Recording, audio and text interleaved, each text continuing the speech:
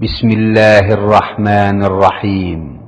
পরম করুণাময় ও অসীম দয়ালু আল্লাহর নামে শুরু। ومن أحسن قولا ممن دعا إلى الله وعمل صالحا وقال إنني من المسلمين.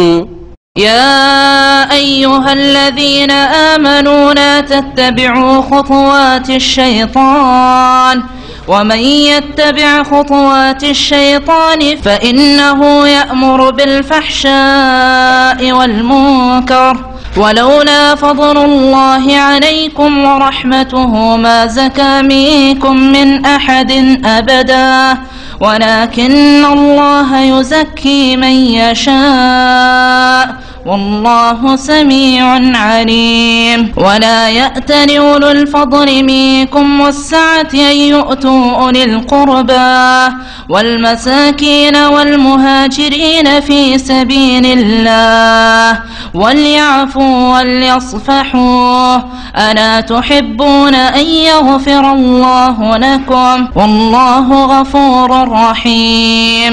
إن الذين يرمون المحصنات الغافلات المؤمنات لعنوا في الدنيا والآخرة ولهم عذاب عظيم.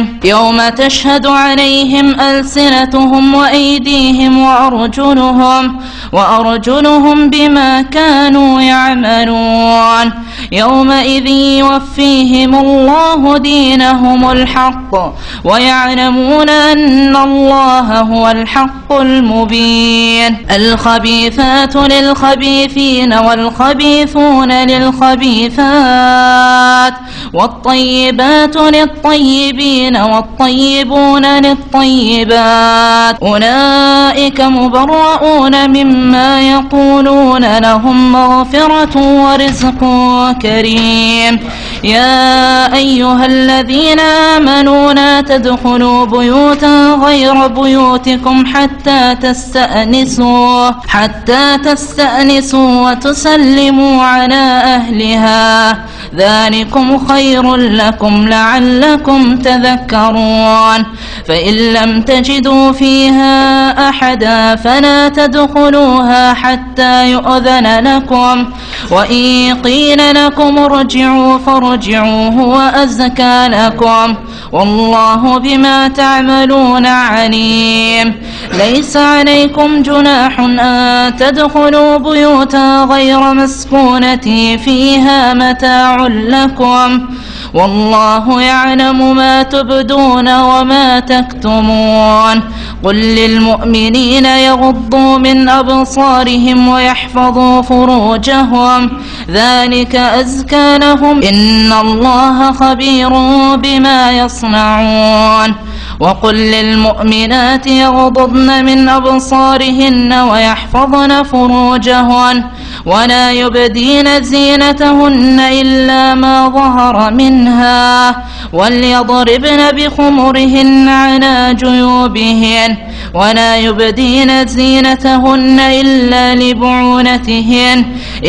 لبعولتهن أو آبائهن وآباء بعولتهن أو أبنائهن وأبناء بعولتهن أو إخوانهن وبني إخوانهن وبني أخواتهن أو نسائهن أو ما ملكت أيمانهن أو التابعين غير أولي الإربة من الرجال أو الطفل الذين لم يظهروا على عورات النساء ولا يضربن بأرجلهن ليعلم ما يخفين من زينتهن. وتوبوا إلى الله جميعا أيها المؤمنون لعلكم تفلحون. وأنكحوا الأيام منكم والصالحين من عبادكم وإمائكم إن يكونوا فقراء يغنهم الله من فضله والله واسع عليم وليستعفف الذين لا يجدون نكاحا حتى يغنيهم الله من فضله والذين يبتغون الكتاب مما ملكت أيمانكم فكاتبوهم إن علمتم فيهم خيرا وآتوهم مما لله الذي آتاكم ولا تكرهوا فتياتكم على البغاء إن أردنا تحصنا لتبتغوا عرض الحياة الدنيا ومن يكرهن فإن الله من بعد إكراههن غفور رحيم ولقد أنزلنا إليكم آيات مبينات ومثلا من الذين خلوا من قبلكم وموعظة للمتقين. السلام عليكم ورحمة الله وبركاته. الحمد لله رب العالمين والصلاة والسلام على سيد المرسلين نبينا محمد وعلى آله وصحبه أجمعين. أما بعد فأعوذ بالله من الشيطان الرجيم. يا أيها الذين آمنوا لا تتبعوا خطوات الشيطان ومن يتبع خطوات الشيطان فإنه يأمر بالفحشاء والمنكر ولولا فضل الله عليكم ورحمته ما زكى منكم من أحد أبدا ولكن الله يزكي من يشاء والله سميع عليم. সম্মানিত ভাতৃমণ্ডলী, আল্লাহ পাকের সমস্ত প্রশংসা যে আল্লাহ পাক রব্বুল আলামিন যাকে ইচ্ছা পবিত্রতা দান করেন, আর আল্লাহ পাক রব্বুল আলামিন যার সম্পর্কে ইচ্ছা, যার অন্তর সম্পর্কে জানেন যে সে পবিত্রতা চাই না, তাকে আল্লাহ পাক পবিত্রতা দান করেন না। আমরা তাফসীর করব সূরাতুল নূর থেকে, সূরা নূরের আয়াত নম্বর 21 থেকে আজকের তাফসীর শুরু হবে। আল্লাহ পাক রব্বুল আলামিন এই আয়াতে শয়তানের রাস্তা থেকে সতর্ক করেছেন মানব জাতিকে। মানুষের গুমরাহি, ভ্রষ্টতার মূল কারণ হচ্ছে শয়তানের অনুসরণ করা। আল্লাহ পাকের দ্বীনের অনুসরণকে বাদ দিয়ে, আল্লাহ পাকের কিতাবের অনুসরণকে বাদ দিয়ে, ওয়াহির অনুসরণকে বাদ দিয়ে, আম্বিয়া রাসূলগণের রাস্তাকে বাদ দিয়ে শয়তানের অনুসরণ করা, মানুষ শয়তান হোক অথবা জিন শয়তান হোক, শয়তানের অনুসরণ করাই মানব জাতি পথভ্রষ্ট হয়েছে। আল্লাহ পাক এই জন্য শয়তান থেকে কোরআনে কারীমের বহু জায়গায় সতর্ক সাবধান করেছেন। শয়তান মানে যারা বদ প্রকৃতির জিন অথবা বদ প্রকৃতির মানুষ। এই জন্য সূরা নাস আল্লাহ পাক বলেছেন মিনাল জিন্নাতি ওয়ান নাস, যারা কুমন্ত্রণা দিয়ে থাকে, অসৎ পরামর্শ দিয়ে থাকে, পাপের জন্য পরিচিত করে থাকে, তারা মিনাল জিন্নাতে জিনদের মধ্য থেকে হইতে পারে, ওয়ান নাস আর মানুষের মধ্য থেকে হইতে পারে। শয়তান আসলে বদ প্রকৃতির মানুষ, যারা নিজেরা অসৎ আর অন্যদের জন্য অসৎ রাস্তাকে সহজ করে দেয় আর ভালো রাস্তাকে তাদের জন্য জটিল করে তোলে, অথবা জিনদের মধ্য থেকে। যদিও সাধারণ মানুষ মনে করে যে শয়তান মানে জিন, জিনদের মধ্যে নেক লোকেরা রয়েছে, ইমানদার রয়েছে, তবে তাদের মধ্যে, জিনদের মধ্যে শয়তান, বদ প্রকৃতির জিন শয়তানের সংখ্যা বেশি। এই আয়াতগুলি মূলত আয়েশা রাদিয়াল্লাহু তাআলা আনহার ওপর যে মুনাফিকরা মিথ্যাপবাদ দিয়েছিল আর তাতে বিভ্রান্ত হয়েছিলেন কয়েকজন সাহাবায়ে কেরাম, যাদের সম্পর্কে গত সপ্তাহের তাফসীরে আলোচনা হয়েছে। আয়েশা রাদিয়াল্লাহু তাআলা আনহার বারাআত, দোষ মুক্ত হওয়া, আল্লাহ পাক সাত আসমানের ওপর থেকে বেশ কয়েকটি আয়াত দ্বারা স্পষ্ট করেছেন সূরা নূরের, তারই অংশ বিশেষ। আল্লাহ পাক রব্বুল আলামিন এই আয়াতে ইরশাদ করেছেন ইয়া আইয়ুহাল্লাযীনা আমানু লা তাত্তাবিউ খুতুওয়াতিশ শায়তান, হে মুমিনরা তোমরা শয়তানের পদাঙ্ক অনুসরণ করিও না। খুতুওয়াত, খুতুওয়াতুনের বহুবচন, ধাপ, মানুষের পায়ের ধাপকে খুতুয়া বলা হয়। খাতা একটু মানে ধাপ রাখা, পা রাখা। শয়তানের পদাঙ্ক অনুসরণ করিও না। ওমাইয়াত্তাবি খুতুওয়াতিশ শায়তান, কারণ যারাই শয়তানের পদাঙ্ক অনুসরণ করবে তাদের জেনে রাখা উচিত যে ফাইন্নাহু ইয়া'মুরু বিল ফাহশাই ওয়াল মুনকার, শয়তান তোমার কোনোদিন কল্যাণ করে দেবে না। ভালো করে জেনে রাখো যে শয়তান তোমার কখনো মঙ্গল চাই না, না ইহকালের মঙ্গল চাই না পরকালের মঙ্গল চাই, তোমাকে সুখী দেখতে চাই না, কারণ তোমাদের কারণে আদম আলাইহিস সালামকে সিজদা করা অস্বীকার করার কারণে শয়তান বিতাড়িত মালাউন অভিশপ্ত হয়েছে। জেনে রাখা উচিত যারা শয়তানের পথে চলে তাদেরকে, ফাইন্নাহু ইয়া'মুরু বিল ফাহশাই ওয়াল মুনকার, এই শয়তান অশ্লীলতা এবং অন্যায়ের উপদেশ দিয়ে থাকে।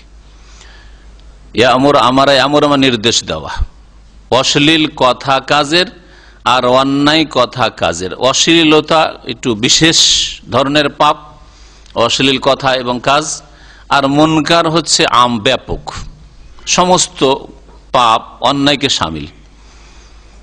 অশ্লীলতা যেসব কথা কাজ, এমন নোংরামি, নির্লজ্জতা, যেগুলিকে আল্লাহ পাক রব্বুল আলামিনও নোংরা বলেছেন, আম্বিয়া রসুলগণও নোংরা বলেছেন। প্রত্যেকটি আসমানি কিতাবে এবং আম্বিয়া রসুলগণের মাধ্যমে সেগুলিকে নোংরা এবং নিকৃষ্ট ঘৃণিত কাজ কথা বলা হয়েছে। আর সমাজ যদি রুচিশীল হয়, সুস্থ মস্তিষ্কের সমাজ হয়, তো সমাজও সেগুলিকে ঘৃণা করে। যেমন উলঙ্গ চলাফেরা করা, বেহায়া বেপরদা চলাফেরা করা, অশালীনতা, তারপরে নারী পুরুষের অবাধ মেলামেশা, আত্মমর্যাদা না থাকা, গায়রত না থাকা, নিজের স্ত্রী, নিজের বোন, নিজের মা খালা কার সাথে অপর পুরুষের সাথে কথা বলে, রসিকতা করে, মজাক করে, কিন্তু বেহায়া আর নির্লজ্জ পুরুষদেরকে কোন রকমের গায়রত হয় না, আত্মসম্ভ্রম তাদের নেই। এগুলি হচ্ছে অশ্লীলতা। রুচিশীল সমাজ যদি হয় তো সেগুলিকে খারাপ মনে করে, খারাপ লাগে সেগুলি। হ্যাঁ, রুচি যদি হারিয়ে যায়, মানুষের মানুষত্বই না থাকে, ইনসানিয়ত না থাকে, মানুষত্ব থেকে আরো যদি নিম্ন স্তরে নেমে গিয়ে পাশবিক চরিত্রের হয়ে যায়, তখন ওগুলোকে আর খারাপ লাগে না। সুতরাং সেই সমাজ মাপকাঠি নয়, ভালো মন্দের মাপকাঠি সেই সমাজ নেই যে সমাজের মানুষত্ব নেই বা রুচি নেই। ওগুলোকে ওইসব কথা কাজকে ফাহেসা বলা হয়। ফাহেসা কথা তাহলে অত্যন্ত ব্যাপক। সবচেয়ে বড় ফাহেসা হচ্ছে জেনা, সমকামিতা। আর জেনা সমকামিতার রাস্তায়, অশ্লীলতার রাস্তায় যেসব কথা কাজ নিয়ে যায় সবগুলি হচ্ছে ফাহেসা। এই জন্য কাফের মুশরিকরা, নারী পুরুষ বাইরে থেকে যারা তওয়াফ করতে আসতো জাহিলিয়াতের যুগে, তারা মক্কার লোকের কাছে কাপড় ধার চাইত। ওরা মনে করতে আমরা যেই কাপড় পরে পাপ করেছি, অন্যায় করেছি, ওই কাপড় পরে কি আল্লাহর ঘরে তওয়াফ করা হয়? তওয়াফ করা হবে না। তাহলে কি করতে হবে? মানে মক্কার লোকেরা খুব পুত পবিত্র, মক্কায় যারা বসবাস করে পুত পবিত্র। এই আকিদা যে আজকাল আওলাদের রসুলের আকিদা মুসলিম সমাজ আছে না, পীরদের মরিদদের মধ্যে, ওইটা ওইখান থেকে এসছে। হ্যাঁ, যদিও পাপিষ্ট, শিরক আর কুফরি করে, হ্যাঁ, ভ্রান্ত আকিদায় বিশ্বাসী আর পাপে ডুবে আছে, অবাধ মেলামেশা, মরিদিনীদের সাথে ওদের যোগাযোগের কথা বলিয়ে না, হাদিস ওয়ালা হারাজ। আর আওলাদের রসুলের নামে তারাই হচ্ছে ওলিউল্লাহ। তো ওই রকম এগুলি ধ্যান ধারণা হচ্ছে জাহিলিয়াতের যুগের কাফের মুশরিকদের ধ্যান ধারণা, যে মক্কার লোক খুব পাক পবিত্র, সুতরাং মক্কার লোকের কাপড় ভালো, পাক পবিত্র। ওরা যখন পাক পবিত্র, ওদের কাপড় চোপড়ও পাক পবিত্র। মক্কায় এসে কাপড় ধার চাইতো, ধার পেলো, আর না পেলে তখন উলঙ্গ তওয়াফ করা শুরু করলো। সহিহ বুখারীতে রয়েছে যে মহিলারা উলঙ্গ তওয়াফ করতো, লজ্জা স্থানের উপর পেলে এক টুকরো কাপড় রেখে নিল কোথাও থেকে, যদি পেল, আর যদি ওটাও না পেলো তো উলঙ্গ। আর তারপরে বলতো আলিয়াম্মা ইয়াবদু বাদুহু ওয়া কুল্লুহু ওয়া মা বাদা মিনহু ফালা উহিল্লুহু। আজকে হয় শরীরের কিছু অংশ খুলবে অথবা সবকিছুই খোলা থাকবে, খোলা থাকলেও সেটা কারোর জন্য হালাল বৈধ করছি না, মানে এইটাকে ধর্ম মনে করে করছি। আমরা জেনা ব্যভিচার করার জন্য উলঙ্গ তওয়াফ করছি না, বরং এটা হচ্ছে আল্লাহর নৈকট্য লাভের উপায়। আজকাল ন্যাংটা পীরের ধর্মটা ঠিক ওই রকমই, ন্যাংটা সাধুদের ধর্মটা ঠিক ওই রকমই। হ্যাঁ, বুঝতে পেরেছেন? মারেফতি কাপড় পরে থাকে, ওদের আবার কাপড় লাগে না। এইসব দুনিয়ার নাপাক কাপড় কোন কলকারখানা, কোন কাফের মুশরিক তৈরি করেছে, বেদিন তৈরি করেছে, চাইনায় তৈরি হয়েছে না জাপানে হয়েছে, ওই সব কাপড় লাগে না, ওদের মারেফতি কাপড় যথেষ্ট। আর মারেফতি কাপড় যে দেখবে না সে তো ভালো মানুষ নাই। মারেফতি কাপড় যদি ওই চোখ, ওই দৃষ্টি থাকে তাহলে দেখতে পাবেন। কে বলবে যে দেখি না? সবাই বলবে যে আমার পেশায় মারেফতি কাপড় পরে আছে। এরকম তাদের গল্প আছে, হাস্যকর গল্প আছে। বলছে যে পীর সাহেবের কাপড় না দেখতে পাবে সে হচ্ছে জারুর সন্তান। কে স্বীকার করবে জারুর সন্তান? যে বলবে যে আমি পীরকে ন্যাংটা দেখছি, তো তাহলে তুই জারুর সন্তান, তার মানে তোর বাপ মা অন্যায় কাজ করছে, তোর মা অন্যায় কাজ করছে। কে এটা স্বীকার করো? সবাই বলছে হ্যাঁ পীর সাহেব মারেফতি কাপড়ে আছে। ধর্মের নামে যারা গোমরাহ হয়েছে সবচেয়ে বড় গোমরাহ ওরা, কারণ এরা সংশোধন করে না, কারণ সেটাকে ধর্ম মনে করে কর্ম করে। আল্লাহ পাক রব্বুল আলামিন বলছেন যে ফাহেসা, বলছিলাম যে ফাহেসা উলঙ্গ হওয়া, এটা বলতে গিয়ে বলছিলাম আল্লাহ পাক রব্বুল আলামিন ওই যে ন্যাংটা হয়ে তওয়াফ করতো নারী পুরুষ, তাদের সম্পর্কে বলছেন কুল হে নবী জানিয়ে দাও এদেরকে ইন্নাল্লাহ লা ইয়ামুরু বিল ফাহশা, আল্লাহ তো কখনো অশ্লীল কথা কাজে নির্দেশ দেয় না। কখনো আল্লাহ পাক এই নির্দেশ দেয়নি যে অশ্লীলতা ছড়াও, তোমরা উলঙ্গ হয়ে থাকো। আর মহিলাদের পুরো শরীর হচ্ছে ইন্নাল মারআতু আওরাতুন, ঢেকে রাখার বস্তু। সুতরাং মহিলারা যদি মাথার চুল খোলা রাখে, গলা খোলা রাখে, হাত পুরো খোলা থাকে, অথবা হাতের এতটুকু ছাড়া এর বেশি খোলা থাকে, এগুলি যত বেশি খুলবে তত বেশি ফাহেসা। এইরকমই যেসব কথা জেনা পর্যন্ত নিয়ে যায়, প্রেম করা, হ্যাঁ প্রেম আলাপ, টেলিফোন, মোবাইল যোগাযোগ, চাচাতো বোন, খালাতো বোন, মামাতো বোনের সাথে, ভাবির সাথে, শালির সাথে, এগুলো সবগুলি হচ্ছে অশ্লীলতা। শুনে রাখো, এই অশ্লীল কথা কাজের নির্দেশ কে দেয়? আল্লাহ বলছেন ফাইন্নাহু ইয়া'মুরু বিল ফাহশাই ওয়াল মুনকার, এই শয়তান অশ্লীল কথা কাজের নির্দেশ দিয়ে থাকে। তাহলে তোমার কথাই যদি ফাহেসা থাকে, কাজে ফাহেসা থাকে, জানবে যে শয়তান নির্দেশ দিচ্ছে আর শয়তানের তুমি তাবেদারি করছো, শয়তানের অনুসারী। আর মুনকার যে কোনো অন্যায়কে বলা হয়, শিরক কুফরি থেকে শুরু করে যে কোনো অন্যায়কে, এমন অন্যায় যেসব অন্যায়কে হয়তো সমাজ অন্যায় মনে করে না, ইবাদত বন্দেগী ছেড়ে দেওয়া। আজকাল বেনামাজিকে অপরাধী কাফের মুশরিক মনে করে না, আর অধিকাংশ মুসলিমরা বেনামাজিকে অপরাধী মনে করেন। কিন্তু সবচেয়ে বড় মুনকার, সবচেয়ে বড় মুনকার যে নামাজ পড়ে না, বেনামাজি, রোজা রাখে না, রোজার দিন না খায়, বলছে আমি আমার পয়সা দিয়ে খাই, তাতে তোমার কি? অন্যায় করছি কারো ওপর, আমি নিজের বাড়িতে খাচ্ছি, মুনকার, বড় মুনকার। ফরজ ত্যাগ করা, যাকাত দেয় না, মুনকার। হজ ফরজ আছে, হজ করে না, মুনকার। কেউ যদি হজ না করে, আমাদের সমাজে পয়সা ছিল, হজ করেনি, মারা গেছে, বলে যে বড় মুনকার কাজ করে মারা গেল। কটা লোক বলে, খুব ভালো লোক ছিল, গ্রামের লোক, কাউকে কষ্ট দিত না, আখলাক চরিত্র ভালো ছিল। এমনি দুনিয়ার অনেক অমুসলিমের আখলাক চরিত্র অনেক ভালো আছে, কিন্তু মুনকারে ডুবে আছে। যে কোনো পাপকে মুনকার বলা হয়, অন্যায় কথা কাজ। ওয়ালাউলা ফাযলুল্লাহি আলাইকুম ওয়া রাহমাতুহু, আল্লাহ পাকের অনুগ্রহ আর তার দয়া যদি তোমাদের প্রতি না হইতো, মা যাকা মিনকুম মিন আহাদিন আবাদা, তাহলে তোমাদের মধ্যে কেউ কখনো পবিত্র হইতে পারত না। আল্লাহ যদি অনুগ্রহ না করতেন, আল্লাহ পাকের ফজল না হইতো, আল্লাহ পাকের রহমত দয়া না হইতো, তাহলে তোমাদের কেউ কখনো আবাদান কোনদিন পবিত্রতা লাভ করতো না।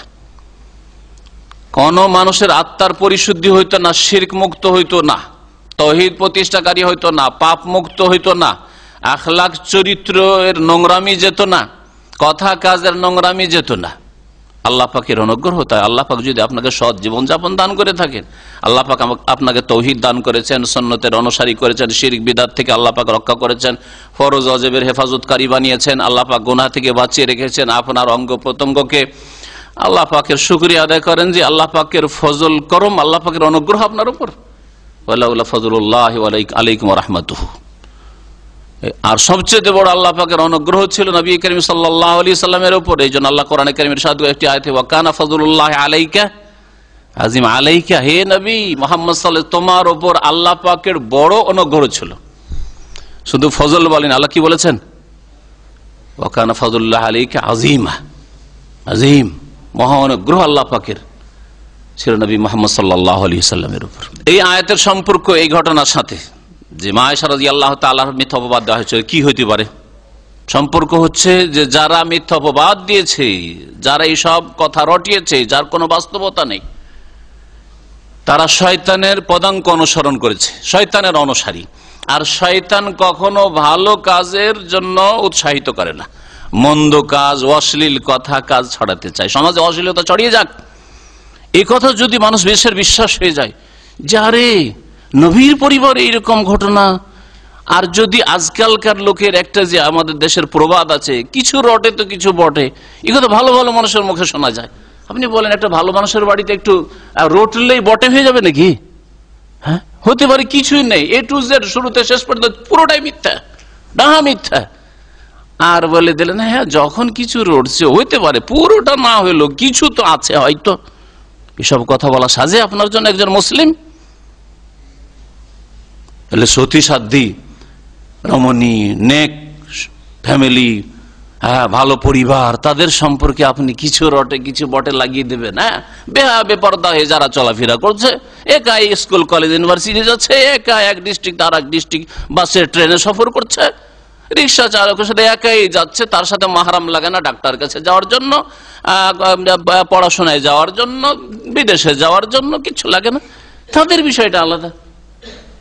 কিন্তু যারা আল্লাহকে ভয় করে, পরকাল সম্পর্কে চিন্তাশীল, আর নেক ফ্যামিলি, ভালো মানুষ, ভালো পরিবার, তাদের সম্পর্কে আপনি কিছু রটে কিছু বটে লাগিয়ে দিবেন?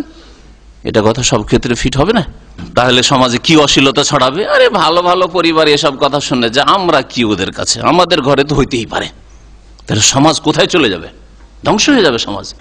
ওয়ালাকিন্নাল্লাহু ইয়াযাক্কি মান ইয়াশা, তবে আল্লাহ পাক রব্বুল আলামিন যাকে চান পবিত্রতা দান করেন। আল্লাহ পাক পবিত্রতা দান করার জন্য আল্লাহ পাক মানুষের কলব দেখেন, হৃদয় দেখেন। যার অন্তরে চাহিদা আছে, আন্তরিক ইচ্ছা আছে যে আমি পবিত্র হব, আমার আকীদার পরিশুদ্ধি হোক, আমার ইবাদত সুন্দর হোক, আমার আখলাক চরিত্র সুন্দর হোক, তাকে আল্লাহ পাক রব্বুল আলামিন তাজকিয়া দান করবেন, পবিত্রতা দান করবেন। আল্লাহু সামিউন আলিম, আল্লাহ পাক সর্বশ্রোতা আর সর্বজ্ঞ। আল্লাহ সবকিছুই শোনেন আর সবকিছু জানেন। সবকিছুই শোনেন শুধু না, চিন্তা করেন।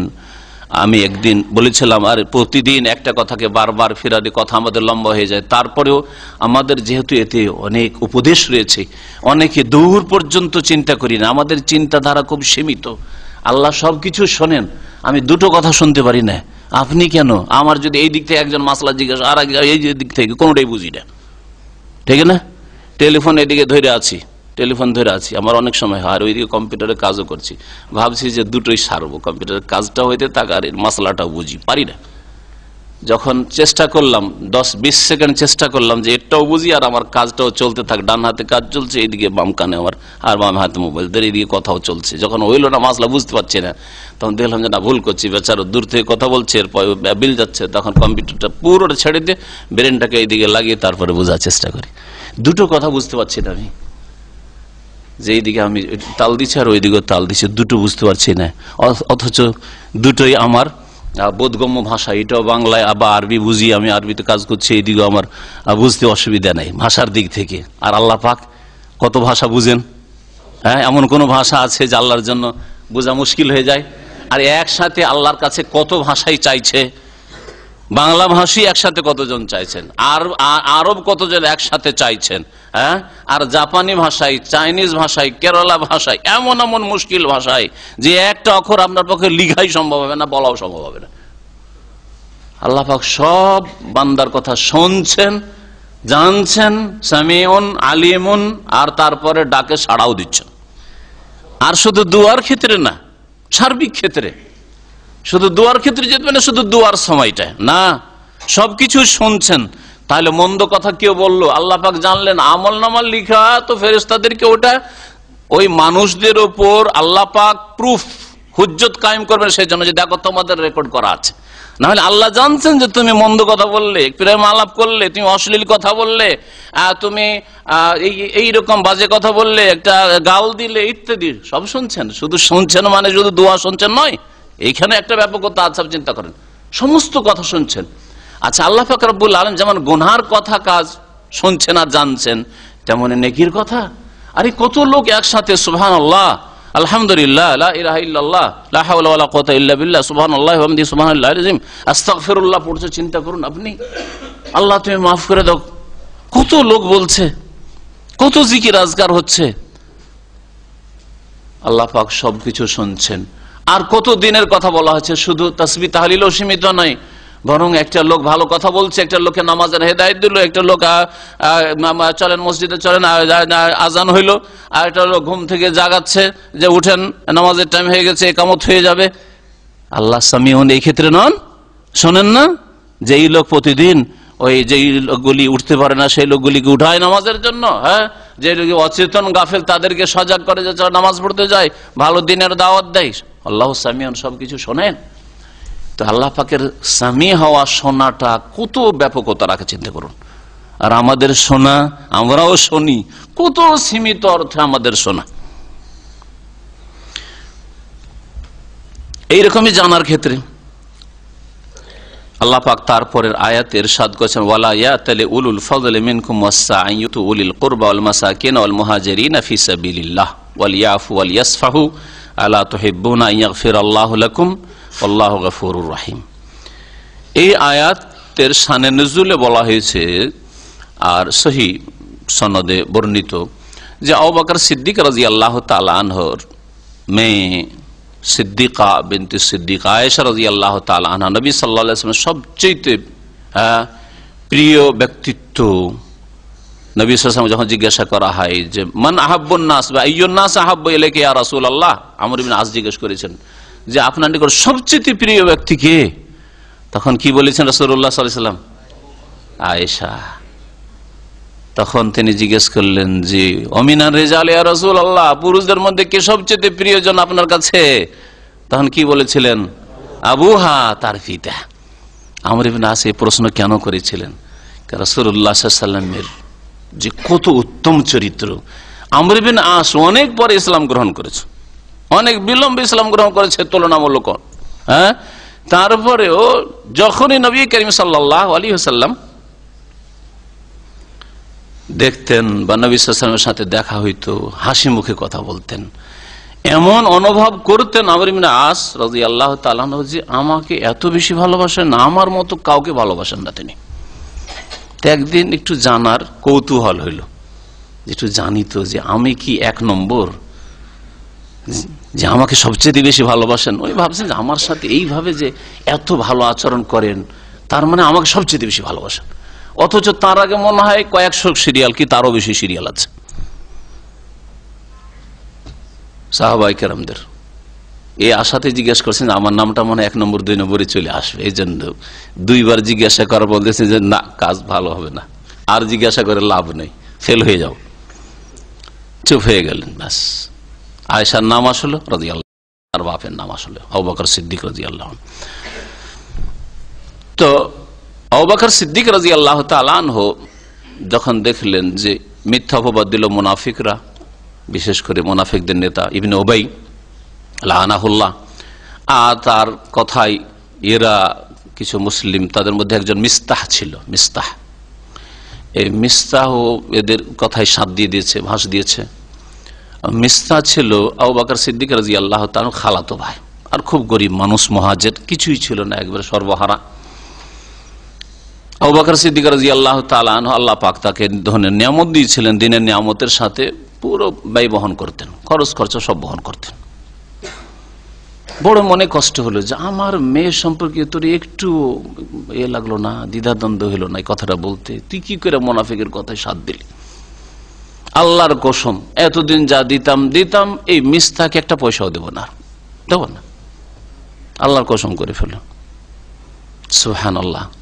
আপন জায়গায় তার কসম করা ঠিক আছে, দেব না এই কথা, যে এই সিদ্ধান্ত যে আর কাউকে দেবো, এইরকম লোককে দেবো যে এত বড় অন্যায় কথা, আমার পরিবার সম্পর্কে এতে বদনাম আমিও, আমার মেয়েও, এমনকি রাসূলুল্লাহ সাল্লাল্লাহু আলাইহি ওয়াসাল্লাম বদনাম, অমুকের মেয়ে, অমুকের স্ত্রী, অমুক, এইরকম, ঠিক না?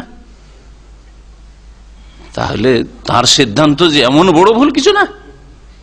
কিন্তু আল্লাহ পাক রব্বুল আলামিন আরহামুর রাহিমিন, সমস্ত দয়ালুর চাইতে বড় দয়ালু আল্লাহ পাক রব্বুল আলামিন, তিনি আয়াত নাজিল করে দিলেন। আর কত আদরের ভাষায়, মহব্বতের ভাষায় আল্লাহ পাক রব্বুল আলামিন সতর্ক সাবধান করছে আবু বকর সিদ্দিক রাদিয়াল্লাহু তাআলা আনহু, বলছেন ওয়ালা ইয়াতালি উলুল ফাদলি মিনকুম ওয়াসসা, যেন শপথ না করে। ওয়ালা ইয়াতালি, ইয়াতালি ইলা থেকে আলা ইয়ালি, বা আলা ইউলি ইলা আন, বাবে ফাল থেকে আলা ইউলি ইলা আন, মানে শপথ করা। হ্যাঁ, এই শপথের কথা, ইলা যেখানে স্ত্রীর সাথে শপথ করা, কেউ যদি শপথ করে, এটা দিনের একটা মাসলা, কোরআনে কারিমে আল্লাহ পাক উল্লেখ করেছেন যে কেউ যদি শপথ করে আমি 4 মাস আমার স্ত্রীর কাছে যাব না, তাহলে 4 মাস শেষ হলে এর বেশি আর এইরকম সম্পর্ক ছেদ করে রাখতে পারবে না।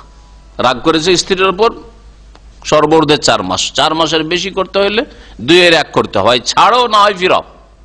এর বেশি তুমি কসম করে থাকতে পারবে না।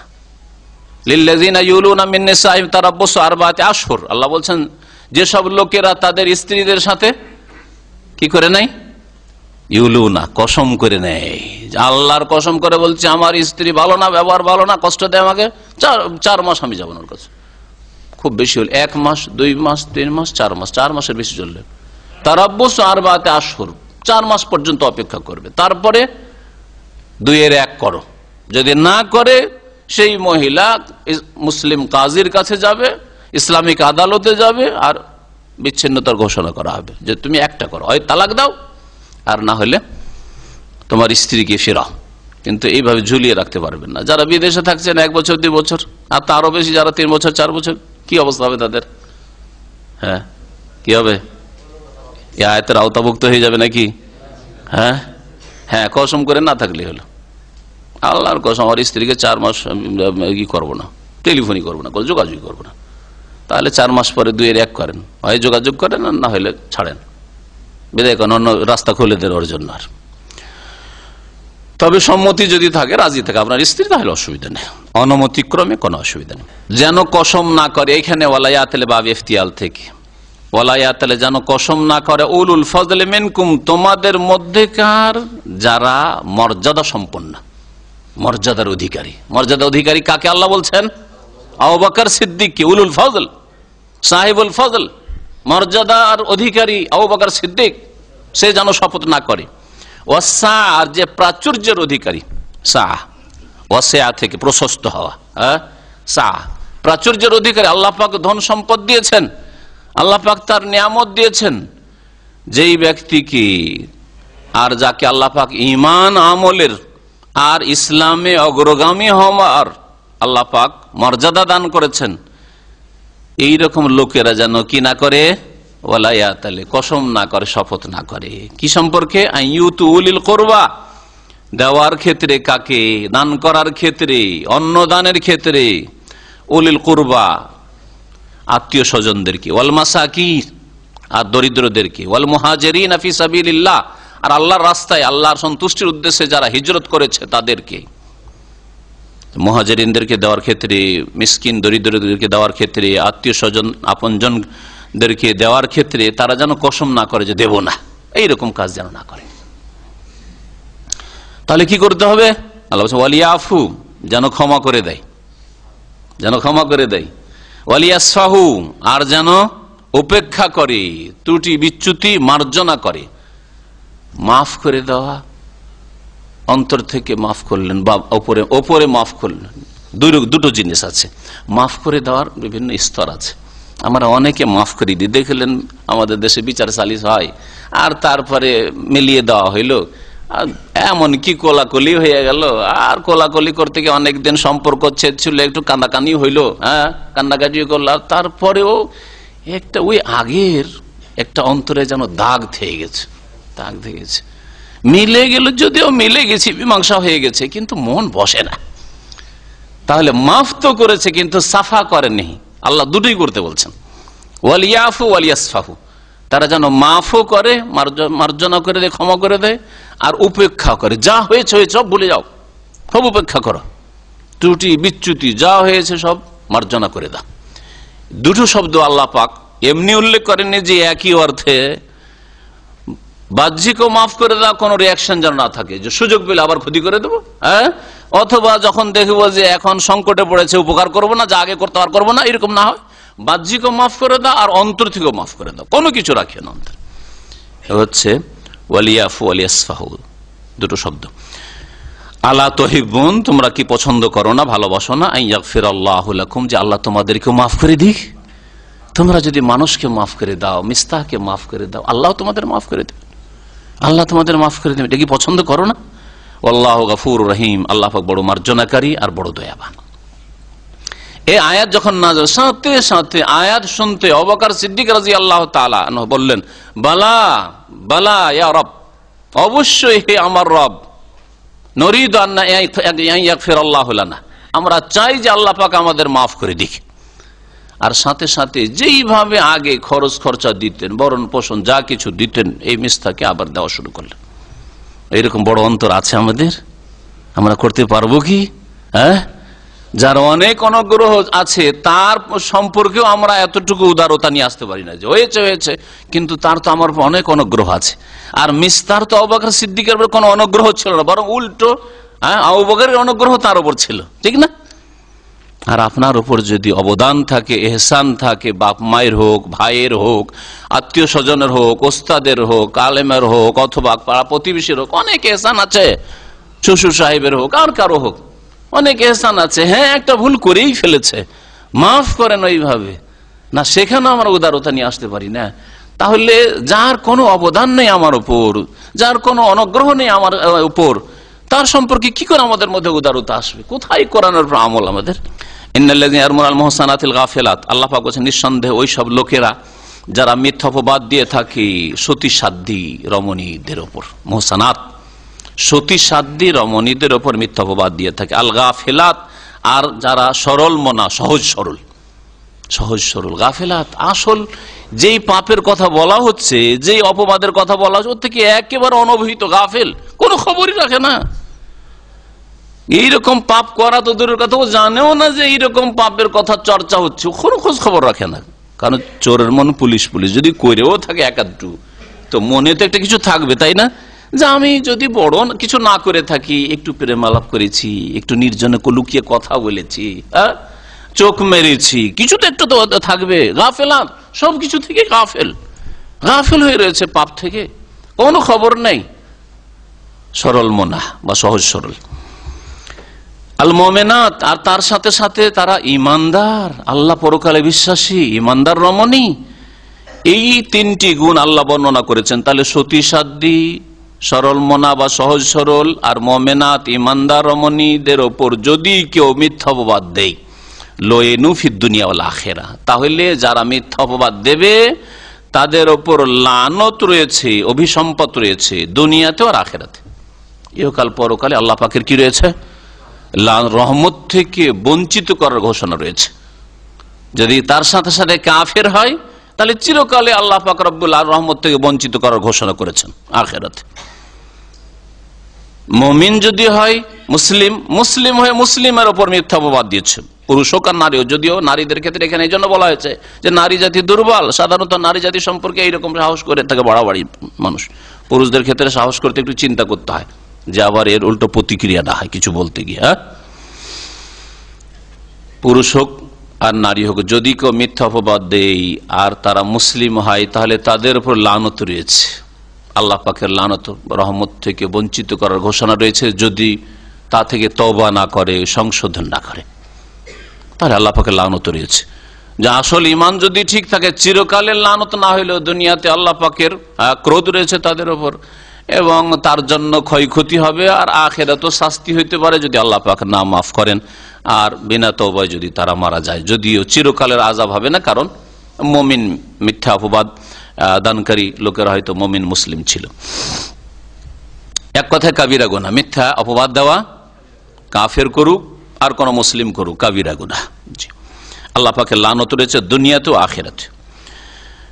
আল্লাহ পাক তারপরে ইরশাদ করছেন যে ওয়ালাহুম আযাবুন আযীম, আর তাদের জন্য মহাশাস্তি রয়েছে। ইয়াওমা তাশহাদু আলাইহিম আলসিনাতুহুম ওয়া আইদিহিম ওয়া আরজুলুহুম বিমা কানু ইয়ামালুন। মহাশাস্তি রয়েছে কোন দিনে? ওই দিনে, ইয়াওমা, ওই দিনে, যেই দিনের কথা স্মরণ করো। তাশহাদু আলাইহিম আলসিনাতুহুম, তাদের জিহ্বা তাদের বিরুদ্ধে সাক্ষী দেবে, ওয়া আইদিহিম, আর তাদের হাতগুলি তাদের বিরুদ্ধে সাক্ষী দেবে, ওয়া আরজুলুহুম, আর তাদের পাগুলিও তাদের বিরুদ্ধে সাক্ষী দেবে, বিমা কানু ইয়ামালুন, তাদের কৃতকর্ম সম্পর্কে, তাদের কাজকর্ম সম্পর্কে, পাপ সম্পর্কে, অন্যায় কথা কাজ সম্পর্কে তাদের অঙ্গ প্রত্যঙ্গগুলি সাক্ষী দেবে। আল্লাহ পাক রব্বুল আলামিন এই বিষয়টিকে কয়েক জায়গায় উল্লেখ করেছেন। সূরা ইয়াসিনে রয়েছে, এখানে রয়েছে, আর একটি সূরাতেও রয়েছে, যেখানে অতিরিক্ত আরো কয়েকটি অঙ্গের কথা আল্লাহ পাক উল্লেখ করেছে। এক কথায় এই সবগুলি আয়াত মিলালে বোঝা যায় যে প্রত্যেকটি অঙ্গ প্রত্যঙ্গ মানুষের বিরুদ্ধে সাক্ষী দেবে। এই মর্মে নবী সাল্লাল্লাহু আলাইহি ওয়াসাল্লামের একটা হাদিস তাফসীরকাররা উল্লেখ করেছেন যে কিয়ামতের দিন যখন বেনামাজিরা দেখবে বেনামাজি বেনামাজি একটু কাফের আছে, মুসলিম সমাজে বেনামাজির অভাব নেই। বেনামাজিরা দেখবে যে নামাজ ছাড়া তো কোনো নাজাত দেখছি না, কারণ নামাজের জিজ্ঞাসায় প্রথম হচ্ছে, আর নামাজটা ঠিক থাকলে বাকিটাতে আশা করা যায় পাশ করা যাবে, কারণ ওটাই হচ্ছে প্রথম জিজ্ঞাসা আল্লাহ পাকের, প্রথম প্রশ্ন। তখন ওরা কি বলবে যে আল্লাহ নামাজ পড়েছি, বলবে যে মিথ্যে বলে দে, মিথ্যা বলে দে, জবানে মিথ্যা কথা বলবে।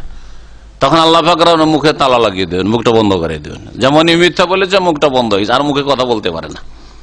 আর কথা বলতে শুরু করবে কি, এই যে সাক্ষী দেওয়া শুরু করবে, তাদের জিহ্বা সাক্ষী দেবে, বলা হয়েছে তাদের হাতগুলি সাক্ষী দেবে, তাদের পা সাক্ষী দেবে, সাক্ষী দিলাম তাদের উল্টো সাক্ষী দেওয়া শুরু করবে। আল্লাহ পাক বলছেন আলিয়ামান আখতিমু আলা আফওয়াহিহিম, সূরা ইয়াসিন আল্লাহ বলছেন, হ্যাঁ মুখে আল্লাহ পাকের মোহর লাগিয়ে দেবেন। ওয়া তুকাল্লিমুনা আইদিহিম, আর আমার সাথে কথা বলবে তাদের হাতগুলি, ওয়া তাশহাদু আরজুলুহুম, আর তাদের পা সাক্ষী দেবে। আল্লাহ পাক ভাগ ভাগ করে বলেছেন। এক কথা অঙ্গ প্রত্যঙ্গ বিরোধী হয়ে যাবে, সেই সময় যখন বিরোধী হয়ে যাবে আর বিরুদ্ধে সাক্ষী দেবে, তখন বলবে যে দেখো সমস্ত ভোগ বিলাস আর আয়েশ আরাম তো তোদের জন্য করেছিলাম রে। হাতকে, পাকে, জবানকে, অঙ্গ প্রত্যঙ্গ বলবে যে এগুলো কার জন্য করেছিলাম, আরে শুয়েছিলাম চোখটাকে আরাম দেওয়ার জন্য, হাত পাকে আরাম দেওয়ার জন্য, শরীরকে আরাম দেওয়ার জন্য, তোদের আরামের জন্য ফজরের সময় ঘুমিয়ে থেকেছিলাম, হ্যাঁ তোদের আরামের জন্য নামাজ পড়তে যাইনি মসজিদে, হ্যাঁ আর তোদের আরামের তোদের ভোগ বিলাসের জন্য ব্যভিচার করেছিলাম, পাপ করেছিলাম, হারাম খেয়েছিলাম, হারাম উপার্জন করে সুদ খেয়েছিলাম, ঘুষ খেয়েছিলাম, তোদের আরামের জন্য, আর তোরা আমার বিরোধী হয়ে গেলি। অঙ্গ প্রত্যঙ্গ বলবো যে আমরা কি করব, আমাদের কিছু করার আছে। আনতাকান আল্লাহুল্লাযী আনতাকা কুল্লা শাই, একটি আয়াতে বলছে, সেই আল্লাহ তো আমাদেরকে বলিয়েছেন, আমাদের কোন ক্ষমতা আছে? যে আল্লাহ পাক সমস্ত সৃষ্টিকে বলার শক্তি দিয়েছেন, সেই আল্লাহ আমাদেরকে বলিয়েছেন, আমরা কি করব, আমাদের করার কিছু নেই। তাহলে এই শরীরকে আরাম দিতে গিয়ে নামাজ ছাড়ছেন, আর শরীরের অঙ্গ প্রত্যঙ্গ আপনার বিরোধী হয়ে যাবে। বিশ্বাস আছে কি? হ্যাঁ বিশ্বাস আছে। বিশ্বাস যদি থাকে তো ফজর ছুটবে আবার, আর ফজর যদি না ছুটে তো বাকি নামাজ ছুটবে? কখনো ছুটবে না। আধা নামাজি কখনো ফজর পড়তে পারে না, ছাড়লে প্রথম ফজরটাই ছাড়ে। হ্যাঁ এই যে ফজরটা ঠিক করে নেন, মুনাফিকি মুক্ত হয়ে যাবেন আর পাকা মুসলিম হয়ে যাবেন। আল্লাহ পাক যেন আমাদেরকে মুসলিম হওয়ার তৌফিক দান করেন। আল্লাহ পাক তারপরে ইরশাদ করছেন ইয়াউমাইয ইউওয়াফিহুমুল্লাহু দীনাহুমুল হক, সেই দিন আল্লাহ পাক রব্বুল আলামিন তার যথাযথ পূর্ণ মাত্রায় প্রতিদান দান করবেন। ইউওয়াফিহুমুল্লাহ পূর্ণ মাত্রায় আল্লাহ পাক দান করবেন। ওয়াফা ইউওয়াফি মানে পূর্ণ মাত্রায় দেওয়া, দীনাহুম মানব জাতির প্রতিদান, জাযা, দিন মানে হচ্ছে বদলা, প্রতিদান। মালিক ইয়াউমিদ্দিন মানে কি? মালিক ইয়াউমিল জাযা, প্রতিদান দিবসের মালিক আল্লাহ পাক রব্বুল আলামিন। যথাযথভাবে আল্লাহ পাক দেবেন, ন্যায়সঙ্গত দেবেন। ওয়া ইয়ালামুন, আর মানব জাতি জানতে পারবে, উপলব্ধি করবে, আন্নাল্লাহু আল হাক্কুল মুবিন, যে আল্লাহ পাক রব্বুল আলামিন হচ্ছেন সত্য, আল্লাহ হচ্ছেন মাবুদে বার হক। এই যে হক, এই জন্য কালেমা তাইয়্যিবার অর্থ, হ্যাঁ কোরআন সুন্নাহর অনুসারী আলেম ওলামারা, সহি আকীদার আলেমরা বলে লা ইলাহা ইল্লাল্লাহ মানে কি? আল্লাহ ছাড়া কেউ সত্য মাবুদ নেই। লা ইলাহা বিহাক্কিন, লা এর খবর, বিহাক্কিন বা হাক্কুন এখানে উজ্জরিয়েছে, সত্য মাবুদ নেই, বাতিল মাবুদ আছে। হ্যাঁ বাতিল মাবুদ আছে, দুর্গা দরগা বাতিল মাবুদ, গাছপালা বাতিল মাবুদ, আল্লাহ ছাড়া অন্যের পূজা হচ্ছে বাতিল। যালিকা বিআন্নাল্লাহু আল হক ওয়া আন্না মা ইয়াদুনা মিন দুনিহি আল বাতিল। আল্লাহ পাক রব্বুল আলামিন এই বিষয়টি দুই জায়গায় উল্লেখ করেছেন, আর এখানে আল্লাহ পাক বলছেন যে হুয়াল হক, আল্লাহ হচ্ছেন কি? হক, সত্য। আল মুবিন, যিনি স্পষ্ট ব্যক্তকারী। আল মুবিন, আবানা ইউবিনু থেকে ইসম ফাইল, হ্যাঁ মানে স্পষ্টকারী, যিনি হচ্ছেন স্পষ্ট ব্যক্তকারী। আল্লাহ পাক স্পষ্ট করে দিয়েছেন। এরপরও কি কোন দিনে অস্পষ্টতা আছে? দিন বুঝতে পারছেন না? অবশ্যই কোরআন এবং হাদিস ওহী যারা পড়বে, এটা সবচেয়ে সহজ, সবচেয়ে সহজ। আর বিদআতপন্থীদের লক্ষণ হচ্ছে যে কোরআন হাদিস সবচেয়ে বেশি মুশকিল। সবচেয়ে বেশি মুশকিল কি? কোরআন হাদিস ওহীটাই নিয়ে আল্লাহর কথা বেশি মুশকিল বুঝা, রসুলের কথা বুঝা মুশকিল।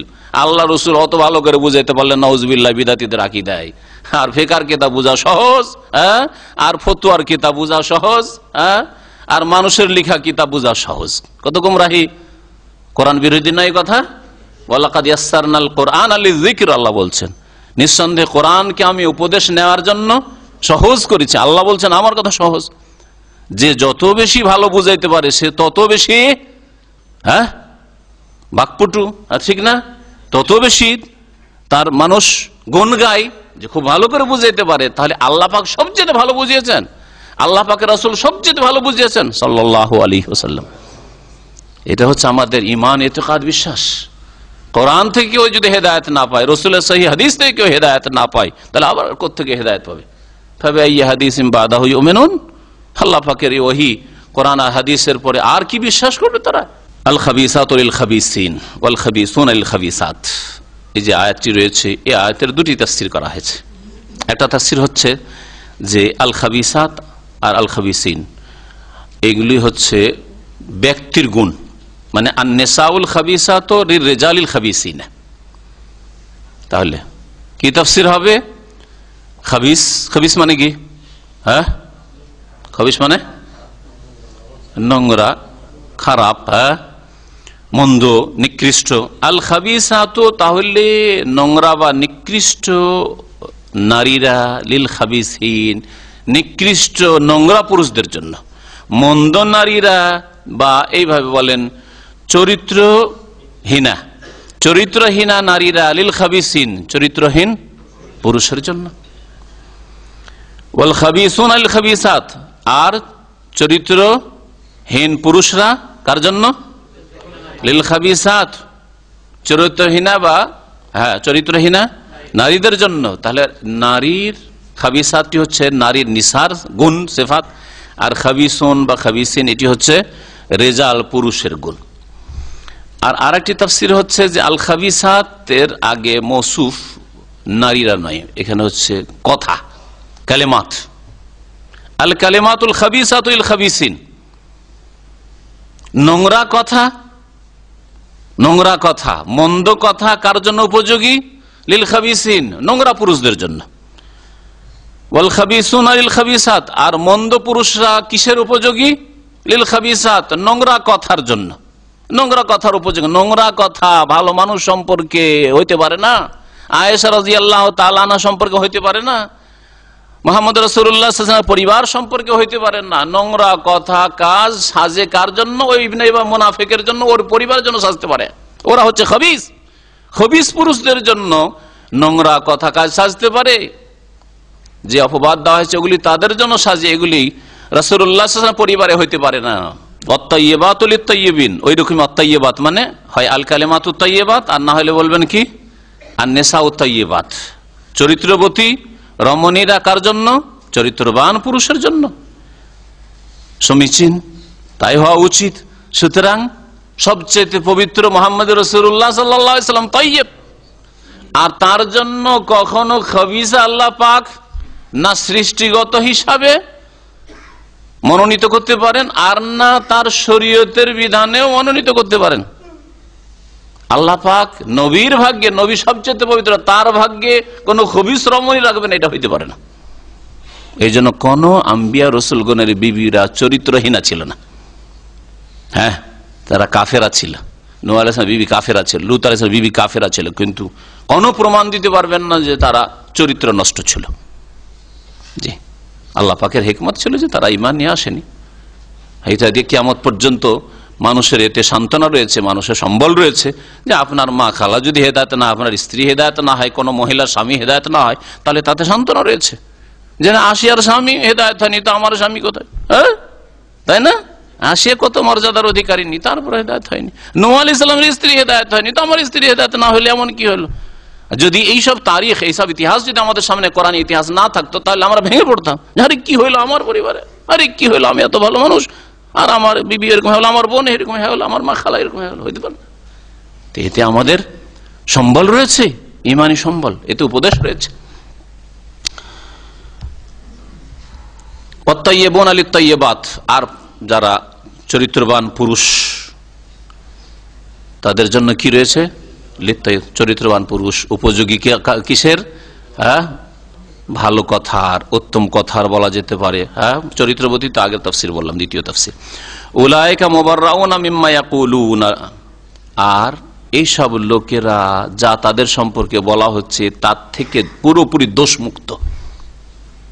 রাসূলুল্লাহ সাল্লাল্লাহু আলাইহি সাল্লাম, তার বিবি আয়েশা রাদিয়াল্লাহু আনহা, আবু বকর সিদ্দিক, আয়েশার বাবা, এরা মুবাররাউন, দোষমুক্ত।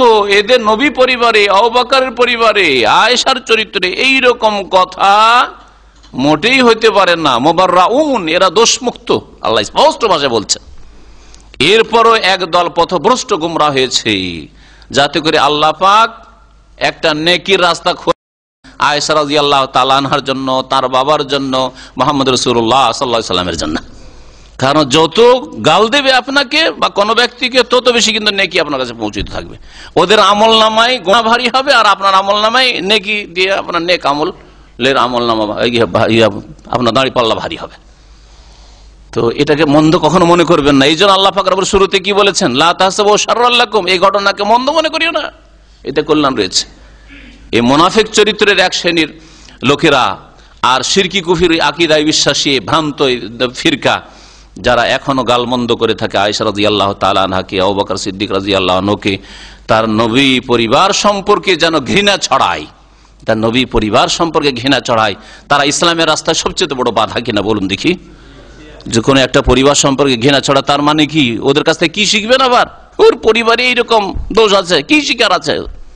আউযুবিল্লাহ। এটাই করেছে এই মুনাফিকরা। লাহুম মাগফিরাহ, এদের জন্য মার্জনার ঘোষণা রয়েছে আল্লাহর পক্ষ থেকে। ওয়া রিজকুন কারীম, আর সম্মানজনক উপজীবিকা রয়েছে জান্নাতে, এদের জন্য সম্মানজনক উপজীবিকা রয়েছে। আর এদেরকে আল্লাহ পাক দুনিয়াতে মার্জনার ঘোষণা দান করে দিয়েছেন। হ্যাঁ, আল্লাহ পাক রব্বুল আলামিন মাফ করে দিয়েছেন। এই ঘোষণা কোরআনী ঘোষণা রয়েছে। কার জন্য? আবু বকরের জন্য, আবু বকরের পরিবারের জন্য, আয়েশা রাদিয়াল্লাহু তাআলা আনহার জন্য, রাসূলুল্লাহ সাল্লাল্লাহু আলাইহি ওয়াসাল্লাম এবং তার পরিবারের জন্য। ইয়া আইয়ুহাল্লাযীনা আমানু লা তাদখুলু বুয়ুতান গায়রা বুয়ুতিকুম হাত্তা তাস্তানিসু ওয়া তুসাল্লিমু আলা আহলিহা যালিকুম খায়রুল লাকুম লাআল্লাকুম তাযাক্কারুন। এখান থেকে আল্লাহ পাক রব্বুল আলামিন এখান থেকে শেষ হলো কিসের কথা? আয়েশা রাদিয়াল্লাহু তাআলা আনহার উপর যে মিথ্যাবাদ দেওয়া হয়েছিল সে সম্পর্কে 16টি আয়াত বলেছিলাম। 11 নম্বর আয়াত থেকে শুরু করে আয়াত নম্বর 26 পর্যন্ত। এই যে মুসলিম সমাজে জেনা ব্যভিচারে যে ছড়ায়, তার বিভিন্ন কারণ রয়েছে। জেনা ব্যভিচার ছড়ায়, তার বিভিন্ন কারণ রয়েছে। এই সূরার শুরুতে জেনাকারী শাস্তির কথা উল্লেখ করা হয়েছে। আর তারপরে যারা জেনা ব্যভিচার বা সমকামিতার মিথ্যা অপবাদ দেবে বা অপবাদ দেবে, আর তারপরে 4টা সাক্ষী নিয়ে আসতে পারবে না, তাদের দণ্ডবিধানের কথা উল্লেখ করা হয়েছে। তারপরে নিজ পরিবারে নিজ স্ত্রী সম্পর্কে কেউ যদি অপবাদ দেয়, তাহলে সেই সমস্যার সমাধান আল্লাহ পাক উল্লেখ করে লিয়ানের কথা উল্লেখ করেছেন।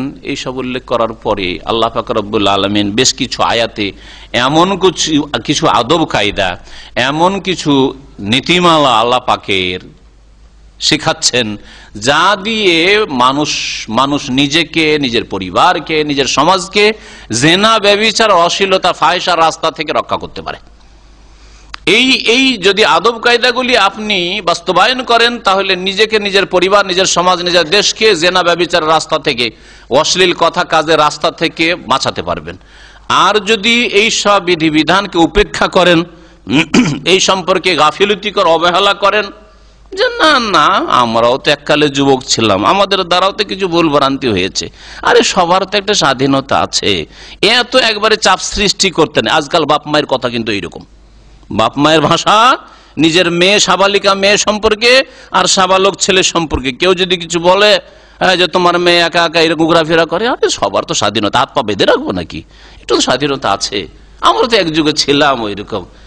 এদের ঘরে ঘটনা ঘটবে না কেন পাপের? হ্যাঁ, এদের ঘরে জেনা ব্যভিচার হবে না কেন? এদের মেয়ে বেরিয়ে যাবে না কেন? হবে তো। বাড়িতে অপর পুরুষরা ঢুকে যদি কেউ বলে যে আপনার বাড়িতে সাবালিকা মেয়েরা আছে, বউ বেটি আছে, আপনার বাড়িতে অপর পুরুষরা আসে, এটা কেমন? আরে এত কি আর বাধা দেওয়া যায়? কি জেলখানা নাকি? এসব মুনাফিক চরিত্রের মুসলমানদের অবস্থা, যাদের আমলে এত ত্রুটি যে এরা নিজেরাই সাদরে আল্লাহ পাকের বিধিবিধান গ্রহণ করতে চায় না, আর নিজের ছেলে মেয়েদের অন্তর পাক থাক, পাপ মুক্ত থাক, পাপ মুক্ত পরিবার তৈরি হোক, এটাই চায় না তারা। আসলে ওই রাস্তায় চলতে চায় না, যার ফলে ঘরে জেনার ঘটনা ঘটে থাকে। একদিনে কখনো জেনার ঘটনা ঘটতে পারে না। হঠাৎ করে একটা পুরুষের একটা মহিলার সাথে দেখা হইলো, আর সাথে সাথে জেনা হয়ে গেল। এর পৃথিবীতে হয়েছে কখনো? কখনো হবে না। একটা কাফের, আল্লাহ পরকালে বিশ্বাসী নয় মহিলা, তারপরে হইতে পারে না।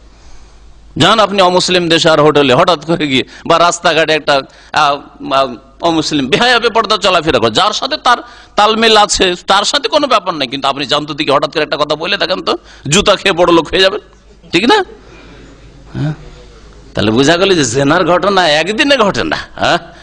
এই জন্য ওলামায়ে কেরামরা বলেছেন যে নজরাতুন, প্রথম নজর পড়ে, বিষাক্ত নজর, তারপরে কি হয় ইবতিসামাতুন, মুচকি হাসি, কেমন আছেন, কেমন আছো, মুচকি হাসি, আর তারপরে যদি মুসলিম হয় তা আবার ধর্মের নাম দিয়ে ঢুকে সালামুন, সালাম আলাইকুম। মহিলাকে কেন সালাম, যুবতী কেন সালাম দিবে তুমি, আর যুবতী কেন তোমাকে সালাম দিতে আসবে?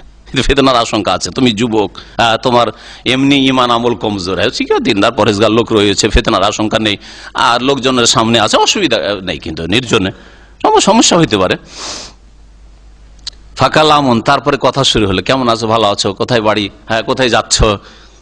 বাসে মহিলা একাই সফর করছে, রাজশাহী থেকে ঢাকা, খুলনা থেকে ঢাকা, তো পাশে একটা লোক বসলে এতক্ষণ তো আরো চুপ থাকতে পারছে না, হ্যাঁ তো ঠিক কিছুক্ষণ পরে শুরু হবে কথা বলা, হবে না? হবে না? হ্যাঁ, একটু প্রথম নজর দেওয়া হইলো, আর তারপরে যদি দেখতে ভালো লাগে তারপরে তখন একটু মুচকি হাসি দেওয়া শুরু হলো, তারপরে কথা শুরু হলো, আর কথা শুরু হলে তখন ফামাউদুন, তখন অ্যাপয়েন্টমেন্ট হইলো, ঠিক আছে আমাদের দেখা হবে, কখন দেখা হবে, ঠিক আছে অমুক সময় দেখা হবে, কোথাও অমুক পার্কে দেখা হবে, ফামাউদুন, অমুক দিনে দেখা, আমি অমুক সময় ফ্রি থাকি, বা অমুক পার্কে অমুক বিচে আমি আসবো, ফালে কাউন, তারপরে সাক্ষাৎ ঘটলো, আর সাক্ষাৎ ঘটার পরে যাই হয় তাই হইলো। কথা বুঝতে পেরেছেন? জি, আরবি একটা প্রবাদে বলে জেনা এইভাবে হয়, ধীরে ধীরে হয়, একদিনে কখনই জেনা হয় না। আপনার বাড়িতে কোনো ছেলেকে ঢুকতে দিলেন, অথবা টিউশন আপনার মেয়েকে, সাবালিকা বোনকে পড়াবার জন্য, টিউশন পড়াবার জন্য আপনি রাখলেন পুরুষকে, কেন পুরুষ দিয়ে পড়াবেন, মহিলা পাচ্ছেন না, মহিলা দিয়ে পড়ান। অথবা আপনার মেয়েকে টিউশন পড়ার জন্য পাঠিয়ে দিলেন, ও টিউশনের নামে আরো 1-2 ঘন্টা কাটিয়ে আসলে কোথায় খোঁজ খবরই রাখেন না, একাই পড়াচ্ছেন। সহশিক্ষা ইত্যাদি ইত্যাদি, এগুলি হচ্ছে জেনার দ্বার, জেনার রাস্তা। ধীরে ধীরে এইভাবে মুসলিম সমাজে জেনা ছড়িয়েছে। আল্লাহ পাক হেফাজত করেন। আল্লাহ পাক ইরশাদ করেছেন, ইয়া আইয়ুহাল্লাযীনা আমানু, হে ঈমানদার মানুষেরা, লা তাদখুলু বুয়ুতান গায়রা বুয়ুতিকুম, তোমাদের বাড়ি ছাড়া অন্যের বাড়িতে তোমরা প্রবেশ করবে না। হাত্তা তাস্তানিসু, যতক্ষণ পর্যন্ত তোমরা অনুমতি না নিয়ে নেবে। তাস্তানিসুর তাফসীর সরাসরি আব্দুল্লাহ বিন আব্বাস রাদিয়াল্লাহু তাআলা আনহুমা, প্রখ্যাত সাহাবী মুফাসসির, বলছেন তাস্তানিসু মানে তাস্তাজিনু, যতক্ষণ অনুমতি এজেন্ট না নিয়ে নেবে, অনুমতি নিয়ে প্রবেশ করবে। ওয়া তুসাল্লিমু আলা আহলিহা, এবং সেই বাড়িওয়ালা সেই পরিবারের ওপর কি করবে, সালাম বলবে। ওয়া তুসাল্লিমু আলা আহলিহা, সেই বাড়িওয়ালাদের প্রতি সালাম পেশ করবে, সালামু আলাইকুম বলবে। যালিকুম খায়রুল লাকুম, এটা তোমাদের জন্য বড়ই কল্যাণকর হবে। লাআল্লাকুম তাযাক্কারুন, যাতে করে তোমরা উপদেশ গ্রহণ করতে পারো আর বাস্তব রূপ দিতে পারো। এসব কথাগুলি শুধু থিওরিক্যাল নয় যে জেনে থেকে গেলাম, জানলাম যে অনুমতি নিতে হয়, কারো বাড়ি গেলে অনুমতি নিতে হয়, সালাম দিতে হয়, না সালাম না অনুমতি, হ্যাঁ আছেন কি ঢুকে পড়লাম, খুব বেশি যদি করে আছেন কি আর ঢুকে পড়লাম, ও থামছে না, সরাসরি যাচ্ছে আর বলছে আছেন কি কেউ, আর থাকার না তাই ঢুকে পড়ল। সুবহানাল্লাহ, এটা মুসলিম পরিবার, মুসলিম সমাজ না, না অন ইসলামিক সমাজ। আমাদের দেশে পর্দার গর্দা উড়িয়ে দিয়েছে গ্রামবাসী সম্পর্কে, মনে করে যে গ্রামবাসী মানে গ্রামবাসীকে অনুমতি নিতে হয় না। গোটা গ্রামের লোক, আমি ভালো ভালো নামাজির ঘরে গিয়ে দেখেছি, আশ্চর্য হয়ে গেছি, হাজী সাহেব আর নামাজির লোক ওর বাড়িতে ঢুকছে, আছেন ভাই, ঢুকে গেল, খুব বেশি করলে এতটা। আর মহিলারা মাথায় কাপড় নাই, তো উঠানে বসে আছে অথবা চলাফেরা করছে, রান্না করছে, ঢুকে পড়লো। গ্রামের লোকের জন্য পর্দা নেই, পর্দা বিদেশি লোকদের জন্য। আর পর্দা দাড়িওয়ালা দেখলে একটু পর্দা, তাড়াতাড়ি করবো, ঢাকতে হবে। দাড়িওয়ালা কেন, দাড়িওয়ালাকে মহিলাদের দেখে পুরুষ মনে হয়, আর যখন দাড়ি মুন্ডা লোক দেখে তখন মনে করে স্বজাতি আছে আমাদের মহিলাই মনে করে, যার ফলে ওরা লজ্জা করে। এটা আসলে বাস্তব কথা, না হলে মহিলা কেন লজ্জা করে না বলেন তো দেখি। আমাদের মধ্যে দাড়িওয়ালা হ্যাঁ, আর মাথা তাড়াতাড়ি করে মাথা ঢাকতে গিয়ে পিঠের কাপড় উঠিয়ে মাথায় দিয়ে দেয় অনেক সময়। নিজের বংশধর সম্পর্কে পর্দা নেই আমাদের গ্রাম অঞ্চলে দেখছি। নিজের বংশের লোক হলে অসুবিধা নেই, নিজের গোত্র তো, কে চাচাতো ভাই, খালাতো ভাই, মামাতো ভাই, ফুফাতো ভাই, নিজের বংশ, পর্দা নেই। আর পর্দা করতে বললে বড়ই কষ্ট লাগে। যদি বলা হয় মামাতো ভাইকে, খালাতো ভাই, যে ভাই আমাদের বাড়িতে এখন বউ বেটি আছে, তোমরা এখন বাইরে বসো, আমরা যখন ছোট নাবালক ছিলাম তখন তোমরা এসছো, অসুবিধা নাই, শুধু তোমার খালা ছিল, তোমার ফুফু ছিল, বা তোমার ইয়ে ছিল, এসছো ভালো কথা, কিন্তু এখন তোমরা সাবালক হয়েছো, বাড়িতে বউরা আছে, বা বোনেরা সাবালিকা হয়েছো, তখন ছোট ছিল, এখন তোমরা বাইরে বসো। আর এমন কষ্ট পাই যে জীবনে আর ওই বাড়িতে চড়বো না। এগুলো আমাদের জাহিলি সমাজ না, নেই কি বাস্তব ঘটনা না? হ্যাঁ, তাহলে বলেন দেখি কি করে পর্দা কায়েম হবে যদি মুসলিমরাই পর্দাকে কায়েম না করে, ইসলামের বিধান না কায়েম করে? কেন যে না হবে না এই সমাজে, যে সমাজে আল্লাহ পাকের আদেশ নিষেধ পালন হয় না? শুধু নামাজ পড়ার নাম ইসলাম, পর্দা শুধু কয়েকটা লোক দেখলেই পর্দা, ফেরিওয়ালার কাছে কোনো পর্দা নেই। কিন্তু যদি হুজুর, মৌলভী সাহেব, হ্যাঁ মৌলানা চলে এসছে, তাড়াতাড়ি করে পর্দা করো, সেগুলোর নাম তো পর্দা নেই। আর একটা রোগ আছে আমাদের দেশ, কত রোগ বলবেন, ভাসুরকে পর্দা করে খুব, মানে যদি স্বামীর বড়টা হয় তাহলে, কিন্তু দেবরকে কোনো ব্যাপারই না, ও তো দেবর, দেবরকে এক থালাতে নিয়ে বসে খায়। হ্যাঁ, আর দেবর বুঝছেন, একটা ঘটনা, বহু ঘটনা আমার কাছে ফতুয়া যেহেতু আসা, যেগুলো জানছি, নাম না ধরলে তো বুঝতে পারবেন না যে কোথা কার, বলারও প্রয়োজন নাই, আর বললে তখন গীবত হবে। আমভাবে উপদেশের জন্য বলছি।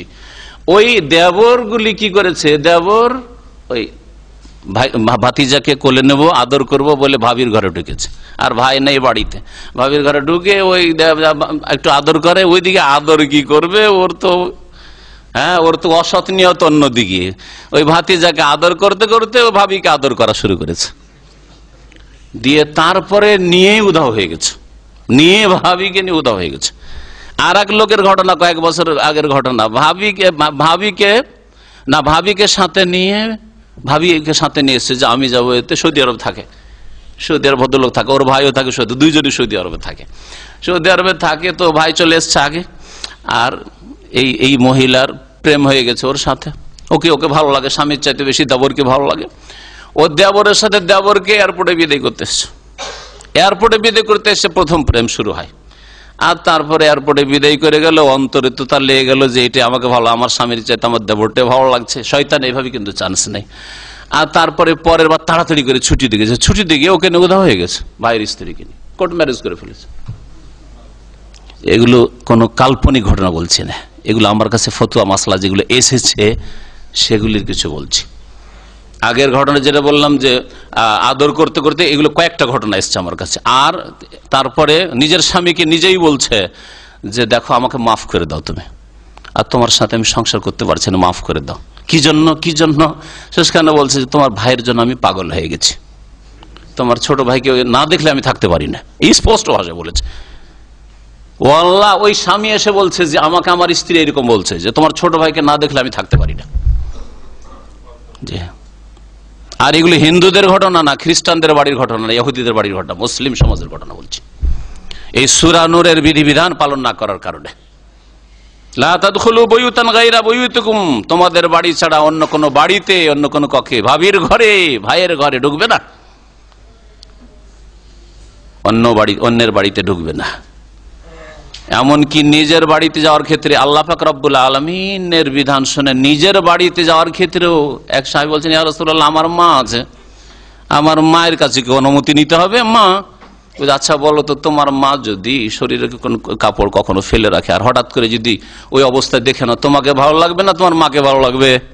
হ্যাঁ, আতহিবু আনতারা উম্মাকা ওরিয়ানাতান, তুমি কি পছন্দ করো যে তোমার মাকে উলঙ্গ অবস্থায় দেখে না? হইতে পারে যে কোনো কিছু করছিল, এরকম অবস্থায় ছিল, এখন তো বাড়িতে কেউ নেই, উঠানে গায়ে কাপড় খুলে বসে আছে, হইতে পারে যে পেট পিঠ সবকিছু বক্ষ খুলে বসে আছে, এই অবস্থায় ওর ছেলে দেখা পছন্দ করে না, স্বামী হইলে হয়তো অন্য ব্যাপার। আচ্ছা, তারপরে স্বামীর ক্ষেত্রে যদিও জায়েজ আছে যে চলে যেতে পারে বিনা অনুমতি, তারপরে উত্তম, ওলামারা বলছেন যে উত্তম যে স্বামীও জানাবে যে আমি আসছি বাড়ির মধ্যে, কারণ হতে পারে যে স্ত্রী এমন অবস্থায় আছে যে হঠাৎ যদি নজরে পড়ে যায় তো স্বামীকে ভালো লাগবে না, অন্তরে ঘৃণা হয়ে যাবে, জানি আমার স্ত্রী এরকম নোংরা অবস্থায় বসে থাকে। সুতরাং সাবধান, এমনকি নিজের বাড়িতে গেলেও আওয়াজ দিয়ে যাবেন, আর সালাম দিয়ে যাবেন নিজের বাড়িতে গেলেও। আর অপরের বাড়িতে হলে তো আল্লাহ পাকের কোরআনের নির্দেশ, লা তাদখুলু বুয়ুতান গায়রা হাত্তা তাস্তানিসু। ইস্তিনাস মানে জানিয়ে দেওয়া, উনস মানে যোগাযোগ করা। এখান থেকে মানুষকে, ইনসানকে ইনসান বলা হয়, ইনস বলা হয়, কারণ মানুষ মানুষের সাথে যোগাযোগ রাখতে চায়। দেখেন কিছুক্ষণ বসে থাকলে কৌতূহল হবে, জানি তো ওই লোকটা বসে আছে, কে কোথাকার, হ্যাঁ আমি আমার সম্পর্কে জানাই, ও আমার সম্পর্কে জানুক, এটা ইনসান করে। কিন্তু জঙ্গলি পশু এটা করে না, সেই জন্য ওয়াহশ বলা হয়। জঙ্গলি পশু এক পশু আর এক পশু করতে গেলে পালায়। জানিয়ে দাও, জানিয়ে দেওয়ার তরিকা কি? জানিয়ে দেবে অনুমতির মাধ্যমে আর সালামের মাধ্যমে। এখানে অনুমতি আগে বলা হয়েছে, তারপরে সালাম বলা হয়েছে আয়াতে। ওয়াও দিয়ে বলা হয়েছে, ওয়াও তারতিবের জন্য আসে না, পর্যায়ক্রম সিরিয়াল বর্ণনার জন্য আসে না। নবী সাল্লাল্লাহু আলাইহি ওয়াসাল্লাম আয়াতের ব্যাখ্যায় বলেছেন যে এইভাবে বলবে, আসসালামু আলাইকুম আদখুল, সালাম আলাইকুম, আসতে পারি কি? এটা হলো এই হাদিসের অনুবাদ। আর এইভাবে আমরা বলি সালাম আলাইকুম, আসতে পারবো, এইরকম। আদখুলু, তাহলে আগে সালাম, তারপরে বলবেন যে আসবো কি ভাই, আছেন কি ভাই, আছেন কি ভাই মানে আসতে বলবো আমাকে, যে ভাষায় বলেন যালিকুম খায়রুল লাকুম, এতেই তোমাদের জন্য কল্যাণ রয়েছে, সালাম বলবেন। ফাইন লাম তাজিদু ফিহা আহাদান, ওই বাড়িতে যদি কাউকে না পাও, ডাক দিলে সালাম বললে কিন্তু না কেউ সাড়া দিল না, ফালা তাদখুলুহা, প্রবেশ করিও না। বুঝতে পারছেন যে না মহিলাদের আওয়াজ পাওয়া যাচ্ছে, মহিলাদের আওয়াজ পাওয়া যাচ্ছে, অথবা পুরুষেরই আওয়াজ পাওয়া যাচ্ছে, পুরুষও আছে, কিন্তু না সালামের উত্তর আসলো না, আসেন আসেন, কোন উত্তর আসলো না, তাহলে কি করতে হবে? না, যখন শুনতে পাচ্ছি ভাইয়ের আওয়াজ তো শুনতে পাচ্ছি, আছে, ঢুকে পড়ি নাকি? ঢুকে পড়বেন না কখনো না। ফালা তাদখুলুহা, আল্লাহ বলছেন যে ফালা তাদখুলুহা, তোমরা সেই বাড়িতে প্রবেশ করবে না, হাত্তা ইউযানা লাকুম, যতক্ষণ পর্যন্ত তোমাদেরকে অনুমতি না দেওয়া হবে। ওয়াইন কিলা লাকুম উরজিউ, আর তোমাদের যদি বলা হয় যে ফিরে যাও, যদি বলা হয় যে ভাই এখন ব্যস্ত আছি, আপনি একটু ফিরে যান, পরে আসবেন, যদি কথা বলা ইরজিউ ফারজিউ, তাহলে ফিরে চলে যাও। হুয়া আযকা লাকুম, এতেই তোমাদের অন্তরের অধিক পবিত্রতা রয়েছে, আখলাক চরিত্রের পবিত্রতা রয়েছে অধিক। আল্লাহু বিমা তা'মালুন আলিম, তোমরা যা কিছু করো সে সম্পর্কে আল্লাহ পাক সর্বজ্ঞ, সবকিছু জানেন। এই আয়াতের বাস্তবায়ন সম্পর্কে আয়াতের সংক্ষেপে বলা হয়েছে অনুমতি নিতে হবে, সালাম দিতে হবে, কিন্তু কয়বার অনুমতি নিতে হবে আর সালাম দিতে হবে এ কথা বলা হয়নি। এ সম্পর্কে কি জানা আছে আপনাদের? হ্যাঁ, 3 বার। জি, এই মর্মে হাদিস রয়েছে, এই মর্মে হাদিস রয়েছে যে উমর রাদিয়াল্লাহু তাআলা আনহু এই বিষয়টি জানতেন না। উমর রাদিয়াল্লাহু তাআলা আনহুর বাড়ি গিয়েছিলেন, হ্যাঁ, কে? আবু মুসা আশআরী। আবু মুসা আশআরী গিয়ে সালাম দিলেন আর অনুমতি চাইলেন, তারপরে 3 বারে যখন কোনো সাড়া শব্দ পেলেন না, ফিরে চলে আসলেন। ওমর রাদিয়াল্লাহু তাআলা বললেন, কি ব্যাপার, তুমি এরকম ফিরে চলে আসলে কেন? তখন বললে যে তো আল্লাহ পাক এই হুকুম করেছেন, আর নবী সাল্লাল্লাহু আলাইহি ওয়াসাল্লামের একটা হাদিস যে 3 বার তোমরা অনুমতি চাও, যদি অনুমতি না পাও তো ফিরে চলে আসো। তখন ওমর রাদিয়াল্লাহু তাআলা কি বলেছিলেন? হ্যাঁ, আমি কিন্তু এই হাদিস জানি না, আর তুমি এই হাদিস বলছো, তুমি সত্য না মিথ্যা বলছো আল্লাহই জানে, সুতরাং হয় সাক্ষী নিয়ে এসো, আর না হলে তোমাকে কি করব? বেত্রাঘাত করব। হাদিসের সত্যতা যাচাইয়ের ক্ষেত্রে উমর রাদিয়াল্লাহু তাআলা কঠোর ভূমিকা পালন করতেন, খুব শক্ত ছিলেন। সাহাবাই কেরাম যাদেরকে আল্লাহ পাক কোরআনে সার্টিফাই করেছেন, তাদের সত্যায়ন করেছেন, তাদের সম্পর্কে এত কঠোরতা অবলম্বন করেছেন, তাহলে পরবর্তীকালে বর্ণনাকারীদের সম্পর্কে সহিহ জয়ীফ জাল না জেনে আপনি হাদিস শরীফে আছে, হাদিস শরীফে আছে, হাদিস শরীফ চালিয়ে দিবেন মার্কেটে। আর এইভাবেই আকীদার বিভ্রান্তি, গুমরাহি ঘটেছে। অধিকাংশ আকীদার গুমরাহির পিছনে জাল জয়ীফ হাদিস রয়েছে। অধিকাংশ আমলে যে দুর্বল, সহিহ হাদিস বিরোধী আমল, নামাজে ভুল ত্রুটি, আর এর পিছনে এই ঘাড় মশা, এই জয়ীফ আর জাল হাদিস রয়েছে। প্রত্যেকটি ক্ষেত্রে জাল জয়ীফ হাদিস মানুষের আকীদাকে খারাপ করেছে, মানুষের মাঝে বিদআত ছড়িয়েছে, মানুষের ইবাদত, সহিহ ইবাদত থেকে ভুল ইবাদতের দিকে নিয়ে গেছে। সুতরাং হাদিস সম্পর্কে যাচাই বাছাই করা লাগবে। যারা কোরআন হাদিস বুঝে আর হাদিসের সহিহ জয়ীফ বুঝে, তাদের কাছ থেকে জানবেন। আর যার সহিহ জয়ীফের জ্ঞান নেই, সহিহ জয়ীফের সংজ্ঞাই ঠিক করে করতে পারবে না, সহিহ জয়ীফের পড়াই পড়েনি, আর বলে দিবে যে না তিরমিজিতে আছে, হ্যাঁ, আর তিরমিজি হচ্ছে সিহাসিত্তার একটি কিতাব। সিহাসিত্তা জানলো না যে সিহাসিত্তা মানে কি। সিহাসিত্তা মানে 6টি সহিহ কিতাব। 6টি সহিহ কিতাব না 2টি সহিহ কিতাব, সহিহাইন, সহিহ বুখারী, সহিহ মুসলিম। তাই সিহাসিত্তার পরিভাষা ভুল পরিভাষা। আল্লাহ পাক রব্বুল আলামিন তারপর ইরশাদ করেছেন, লাইসা আলাইকুম জুনাহুন আন তাদখুলু বুয়ুতান গায়রা মাসকুনাতিন ফিহা মাতাউল লাকুম। এমন ঘর বাড়ি যেখানে বুঝতে পারছেন যে এখানে কোনো মহিলারা থাকে, এরকম কিছু না, মানুষ বসবাস করে। যেখানে মানুষ বসবাস করে সেখানে পরিবার থাকতে পারে, মহিলারা মেয়েরা থাকতে পারে। এমন বাড়ি যেসব বাড়িতে কোনো বিশেষ পরিবার বাস করে এরকম কিছু না, যে কেউ আসে যায় এরকম করে, এইরকম বাড়িতে বিনা অনুমতিতে যদি প্রবেশ করো তাহলে কোনো অসুবিধা নেই। আল্লাহ পাক বলছে, লাইসা আলাইকুম জুনাহুন, তোমাদের কোনো গুনাহ হবে না, আন তাদখুলু বুয়ুতান গায়রা মাসকুনা, যে এমন ঘরগুলিতে তোমরা প্রবেশ করবে যেই ঘরে কেউ বসবাস করে না, বিশেষ কোনো ব্যক্তি বা পরিবার বসবাস করে না, এইরকম ঘরে প্রবেশ করবে, এতে কোনো গুনাহ নেই বিনা অনুমতি। ফিহা মাতাউল লাকুম, তাতে যদি তোমাদের কি থাকে, কোনো সম্পদ থাকে, মালমাত্তা থাকে, মাতাউল লাকুম, তোমাদের কোনো দুনিয়ার গরজ থাকে, প্রয়োজন রয়েছে। মাতা মানে দুনিয়ার কোনো ভোগের সামগ্রী রয়েছে। এগুলি কি, এ সম্পর্কে খানিকটা ব্যাপকতা রয়েছে, করে একটি জিনিস বিশেষ করে বোঝানো হয়নি, যে কোনো এইরকম ক্ষেত্র হইতে পারে যেখানে এই গুণটা পাওয়া যাচ্ছে। যেমন দোকানপাট, যে কোনো দোকানে যাওয়ার জন্য দোকানের গেটে দাঁড়িয়ে বলবেন, আসসালামু আলাইকুম, আসতে পারি কি, বলবেন? হ্যাঁ, দোকান সকলের জন্য, কাস্টমারদের জন্য দোকান একটা, যে কোনো দোকানপাট। হ্যাঁ, হোটেল যাওয়ার পরে হোটেল রিসেপশনের আগে বলবেন, আসসালামু আলাইকুম, আসতে পারি কি, নাকি? হোটেল, হ্যাঁ, আবাসিক হোটেল হোক আর খাওয়ার হোটেল হোক, রেস্টুরেন্ট হোক। তারপরে হ্যাঁ, স্কুল, মাদ্রাসা, ঠিক। হ্যাঁ, তারপরে মসজিদ, হ্যাঁ ঠিক, মসজিদ কিন্তু সালাম দেবেন। যে ঈদগাহ মাঠ, এগুলো আসতে পারে। মাশাআল্লাহ, দেখেন ব্রেন খুলছে আমাদের। মুসাফিরখানা আগের যুগে মুসলিম শাসকরা ভারতে তৈরি করে রাখতো, রাস্তার আসার পাশে শেরশাহ শরীফ মুসাফিরখানা আছে, এই একবার আফগানিস্তান থেকে শুরু করে ঢাকা পর্যন্ত। হ্যাঁ, যে শেরশাহ রোড, হ্যাঁ, যেটাকে ইংরেজের আসার পরে জিটি রোড করে দিল। হ্যাঁ, তো এইভাবে মুসলিম ঐতিহ্যকে নিশ্চিহ্ন করার জন্য এই কুফরি শক্তিগুলি এই কাজ করেছে। শেরশাহ সুরি রোড ছিল, আর তার রাস্তার পিছনে কয়েক কিলোমিটার গেলে একটা করে মুসাফিরখানা তৈরি করা আছে। রাত হয়ে যাচ্ছে, মুসলিমরা থাকেন ওইখানে, বসবাস করেন আপনি, হ্যাঁ, বা আপনি বিশ্রাম করেন, আবার চলেন। তো মুসাফিরখানা, যে কোনো মুসাফিরখানা। হ্যাঁ, এইরকমই আর কিছু। আর একটা বাড়ির বাইরের বৈঠকখানা, আমাদের দেশে বলা হয় বৈঠকখানা, আপনারা কি বলেন? মেহমানের জন্য একটা ঘর, বাইরের দিক থেকে গেট আছে। হ্যাঁ, ওই ঘরে প্রথম দিন মেহমানকে নিয়ে গিয়ে রেখে দেওয়া হলো যে এখানে আপনি থাকেন। এখন যখনই আসবেন তখন এসে অনুমতি নিতে হবে, আপনাদের এই বৈঠকখানে ঢুকবো না। ওকে চাবি ধরিয়ে দিয়েছেন, ভাই আপনি মেহমান, যে কদিন থাকবেন আমাদের এই রুমে থাকেন, আর ওখানে ওর মাল সামান রাখা আছে, আসছে যাচ্ছে। তাহলে বৈঠকখানায় কোনো মেহমান থাকার জন্য সেখানে অনুমতির প্রয়োজন নেই। তবে যদি আশঙ্কা করেন ওই দিক থেকে একটা দরজা আছে, আর মহিলারা মাঝে মধ্যে, আচ্ছা আজকালকার শহরের বা গ্রামেও করতে শুরু করেছে, ওই দিক থেকে দরজা আছে আর এই দিক থেকে দরজা আছে, তাহলে সম্ভাবনা আছে যে কোনো মহিলা আবার ঢুকতে পারে। সুতরাং একটু জানিয়ে শুনিয়ে আপনি ঢুকবেন, যাতে সতর্ক হয়ে যায়। তাহলে আল্লাহু ইয়ালামু মা তুবদুনা ওয়া মা তাকতুমুন, আল্লাহ পাক রব্বুল আলামিন জানেন যা কিছু তোমরা প্রকাশ করো আর যা তোমরা গোপন করো।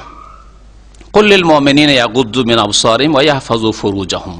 আর একটি বিধান আল্লাহ পাক উল্লেখ করছেন, যেই বিধানের বাস্তবায়ন করলে জেনা থেকে আর জেনার কাছাকাছি যাওয়া থেকে নিজেকে রক্ষা করতে পারবে। তা হচ্ছে মুমিন পুরুষদেরকে নির্দেশ যে তারা যেন নিজ নিজ দৃষ্টিকে অবনত রাখে, নিচে রাখে। রাস্তায় চলবেন আর এই দিক সেদিক তাকাবেন, এরকম করবেন না। হ্যাঁ, হসপিটালের নার্সগুলি বা ক্লিনারগুলি যখন বাসে করে এসে নামে মার্কেট এরিয়াতে, তখন দেখবেন ইন্ডিয়া, বাংলাদেশ, পাকিস্তান আর আরব, গায়র আরব, সুবহানাল্লাহ, যত এই নাপাক মাছিগুলি আছে ভ্যান ভ্যান করে ছুটে একবারে। যেমন মাছি, এসব কোন জায়গায় পায়খানা যদি থাকে, ময়লা আবর্জনা থাকে, মাছি দেখবেন। হ্যাঁ, একটা কাঁঠাল ভেঙে রেখে দেন, আর তারপরে দেখেন মাছি কোথায় আছে, এলাকায় সব মাছি, হ্যাঁ, চলে আসবে, ঠিক দেখে না? তো ওই রকম অবস্থা দেখা যায়। মাঝে মধ্যে গাড়িতে যাচ্ছি আর একটা বাসে সব মহিলারা এসে নামছে, আর চারিদিকে বাপরে বাপ, এই প্রবাসীদের অবস্থা। এরা হলো ওই পায়খানার মাছির মতো, নোংরা চরিত্রের মানুষ। আল্লাহ পাক কঠোরভাবে নিষেধ করেছে। এতে হবে কি, আপনার চরিত্র ধ্বংস হবে। আপনি স্বীকার করার চেষ্টা করবেন অবৈধভাবে, না পারলে তখন কমপক্ষে হস্তমৈথুনে আপনি নিজেকে ধ্বংস করবেন। আপনি আল্লাহ পাক বলছেন, হে নবী তুমি বলে দাও লিল মুমিন, মুমিন পুরুষদেরকে। এখানে মুমিন পুরুষদেরকে বলা হয়েছে, তারপর আয়াতে মুমিন নারীদেরকে স্পেশাল। যদিও মুমিন পুরুষদের বললে তাতে সম্বোধন সকলের হয়ে যায়। ইয়া আইয়ুহাল্লাযীনা আমানু মানে পুরুষ নারী সকলকে সম্বোধন কোরআনে কারীমের। এই জন্য কুল্লিল মুমিনিন বললেই নারীরা তাতে চলে আসে। তারপরে অধিক তাকিদের জন্য আল্লাহ পাক পরের আয়াতটিতে বিশেষভাবে মহিলাদেরকে বলছেন যে সাবধান, তোমরাও কিন্তু দৃষ্টি নত রাখবে। মুমিন পুরুষদেরকে জানিয়ে দাও ইয়াগুদ্দু মিন আবসারিহিম, তাদের দৃষ্টি যেন তারা নত রাখে। ওয়া ইয়াহফাজু ফুরুজাহুম, আর তাদের লজ্জা স্থানের সুরক্ষা করে। লজ্জা স্থানের সুরক্ষা মানে কি? এখানে এক লজ্জা স্থানের সুরক্ষা হচ্ছে যে জেনাই লিপ্ত না হয়, জেনাই লিপ্ত না হয়, এই একটা। আর একটা এর অর্থ এখানে রয়েছে আর ওই সব লোকেরা জান্নাতি, জান্নাতের ওয়ারিস হবে যারা লজ্জা স্থানের সুরক্ষা করে থাকে। ওখানে অর্থ কিন্তু যারা জেনা থেকে বেঁচে থাকে। ইল্লা আলা আজওয়াজ, এই জন্য বলা হয়েছে হ্যাঁ স্বামী স্ত্রীর ক্ষেত্রে আমা মালাকাত আইমানুহুম ফাইন্নাহুম গায়রু মালুমিন। পক্ষান্তরে এখানে দুটো অর্থ রয়েছে। একটা হচ্ছে লজ্জা স্থানের হেফাজত করা মানে জেনা ব্যভিচার, আর জেনা ব্যভিচারের দিকে যে সব কথা কাজ নিয়ে যায় সেগুলি থেকে লজ্জা স্থানের হেফাজত করবে। আর দ্বিতীয় হচ্ছে ওয়াহফাজু ফুরুজাহুম মানে লজ্জা স্থানকে আবৃত রাখবে। লজ্জা স্থানকে কি করবে? গোপন লজ্জা স্থানকে আবৃত রাখবে, ঢেকে রাখবে। লজ্জা স্থান কতটুকু? লজ্জা স্থান আওরা, পুরুষদের কমপক্ষে নাভি থেকে শুরু করে হাঁটু পর্যন্ত, হাঁটু সহ ঢেকে রাখতে হবে। এটা হচ্ছে পুরুষদের। যদি কেউ রান খুলে চলাফেরা করে তাহলে লজ্জা স্থানে কিছু অংশ খুললো। আর যে যত বেশি খুলবে তত সে অশ্লীল চরিত্রের মানুষ। যে যত বেশি খুলবে রানের অংশ সে তত বেশি চরিত্র মানুষ, পুরো উলঙ্গ চরিত্রহীন মানুষ। যদিও বলে আমি জেনা করি না, আমি জেনাই লিপ্ত নাই, চরিত্রহীন মানুষ। জি, এ হচ্ছে লজ্জা স্থানের হেফাজত করা। নারীদের ক্ষেত্রে নবী করিম সাল্লাল্লাহু আলাইহি ওয়াসাল্লাম বলেছেন আল মারআতু কুল্লুহা আওরা, নারী জাতির পুরোটাই হচ্ছে ঢেকে রাখার বস্তু, আওরা। এই জন্য উর্দু ভাষায়, ফার্সি ভাষায় স্ত্রী মানে নারীদেরকে কি বলা হয়? আওরাত, আওরাত বলা হচ্ছে ঢেকে রাখার বস্তু। এটা ঢেকে রাখার জন্য, ঢেকে রাখলে আর ঢাকা থাকলে সম্মানিত থাকবে, আর মান মর্যাদা বহাল থাকবে, নিজেরও সুরক্ষা হবে, হেফাজতে থাকবে। বুঝে না? আজকাল মুসলিম মহিলাও দেখছেন মোটর সাইকেলে চলছে, দেখেছেন কি আপনারা? কেমন করে আমাদের মুসলিম মহিলা যেমন বোরকা পরে নেকাব পরে থাকে ওই রকম করে থাকছে, একবারে বেঁধে আর মোটর সাইকেল চলছে। কেন? দুনিয়ার গরজে। আখেরাতকে ওরা ভুলে গেছে, কিন্তু দুনিয়ার গরজটা এখন বুঝতে শিখেছে যে মোটর সাইকেল দ্রুত বেগে চলে, আর কত ধুলো বালি ময়লা চেহারাতে এসে আর কীট পতঙ্গ লাগবে, এর থেকে চেহারাটাকে বাঁচাইলাম। কারণ চেহারা লাবণ্য থাকছে না। যারা বেহায়া বেপর্দা মহিলা তাদের মুখমণ্ডলের লাবণ্য থাকছে না, সৌন্দর্য থাকছে না, নষ্ট হয়ে যাচ্ছে। বরং এক ভাই আমাকে, শিক্ষিত মানুষ, একজন বড় ইঞ্জিনিয়ার, সে ভারতের, সে বলল যে আজকাল অমুসলিম মহিলারা পুরো বোরকা পড়ছে অনেকেই। কেন? দুনিয়ার গরজে। আল্লাহর ইবাদত মনে করেন, একজন মুসলিম মহিলা আল্লাহ পাকের ইবাদত মনে করে পড়বে, কিন্তু অমুসলিম মহিলা অনেকে আজকাল বোরকা পরা শুরু করেছে।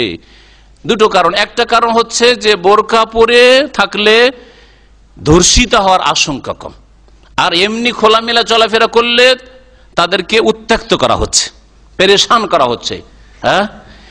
এই যৌন হয়রানি থেকে বাঁচার জন্য মুসলিম রমণীদের মতো বোরকা পরা শুরু করেছে অনেক অমুসলিম মহিলারা।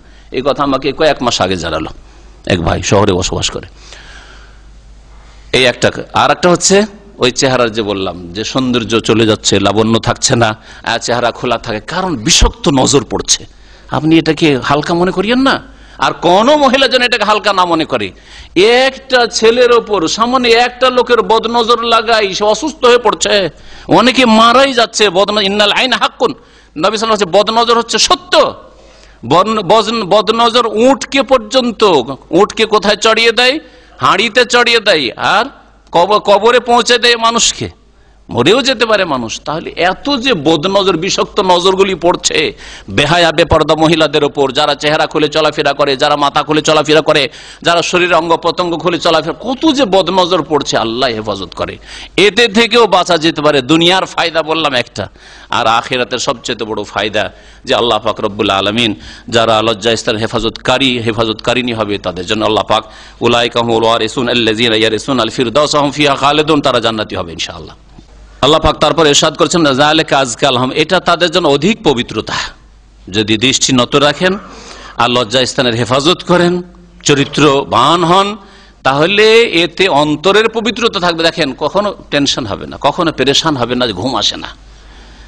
আর যে প্রেমের রোগে লিপ্ত হয়েছে, এটা মেয়ে আমার অন্তরে এমন ঢুকে গেছে, মেয়েটার জন্য আমার ঘুম হয় না, হ্যাঁ ঘুম হয় না, আমার শান্তি হয় না, ডিউটি করতে পারি না।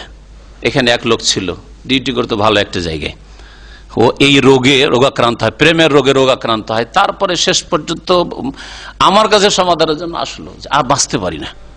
কি হয়েছে ঘটনা তো বলতে হবে, এখন বাঁচতে পারছে না, তার মানে ডাক্তারকে তো বলতে হবে কি রোগ আছে। পুরো ঘটনা বললো, প্রেমের ঘটনা। সুবহানাল্লাহ। বলছে যে ঘুমাইতে গেলে ঘুম আসে না, আর ডিউটি করতেছে, ডিউটি করতে পারি না। এইদিকে মালিকের ধমক খাচ্ছি, আর সুপারভাইজার যখন তখন গালমন্দ করছে। এই কয়েকদিন পরে গিয়ে খবর নিচ্ছি যে কোথায় ছেলেটা, কোথায়, কাছেই ডিউটি করতে, এখানে আশেপাশে ডিউটি, কোথায় সে।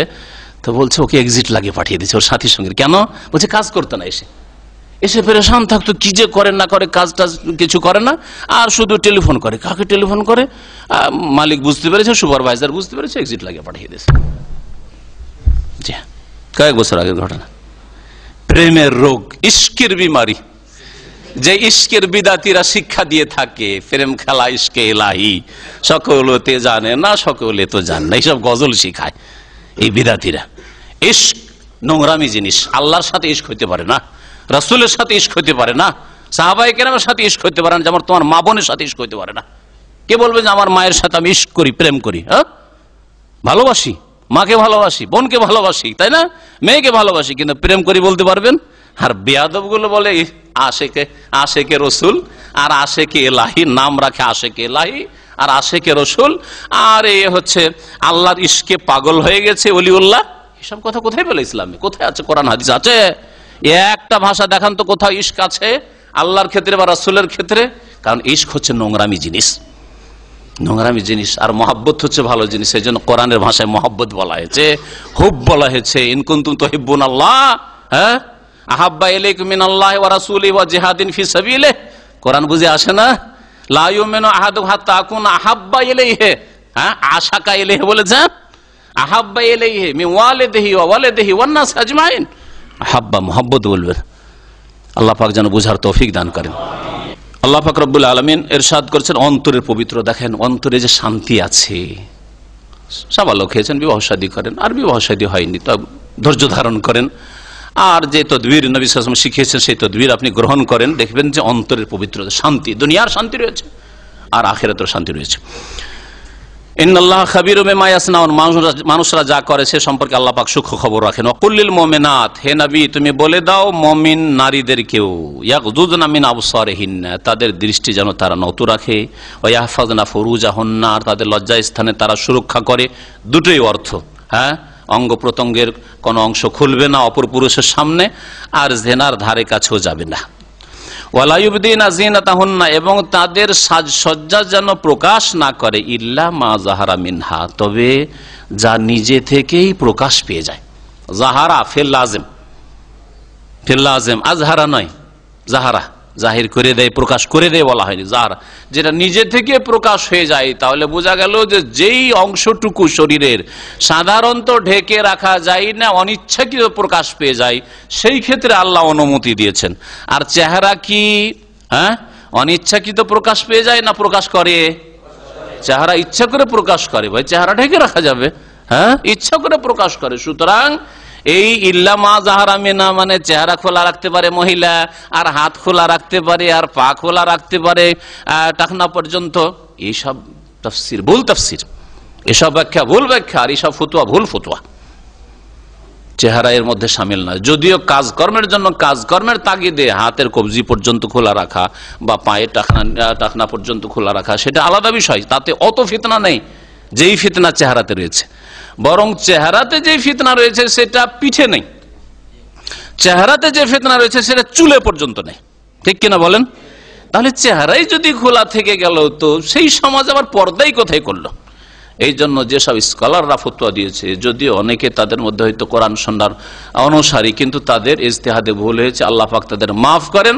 আর কুল্লুন ইউখাযু ওয়া ইউরাদ্দু ইল্লা সাহিব হাযাল কবর, ইমাম মালিক রাহমাতুল্লাহ বলেছেন প্রত্যেকের কথা নেওয়াও যাবে আর ছাড়তেও হবে যদি ভুল কথা হয়, কোরআন হাদিস বিরোধী কথা হয়। একমাত্র সাহিবে কবর রাসূলুল্লাহ সাল্লাল্লাহু আলাইহি ওয়াসাল্লাম মসজিদে নববীতে দর্শ দিতেন আর বলতেন যে এই যে রাসূলুল্লাহ সাল্লাল্লাহু আলাইহি ওয়াসাল্লাম কবরওয়ালা, রাসূলুল্লাহ সব কথা নিতে হবে, তার সব কথাই সবটাই নিতে হবে।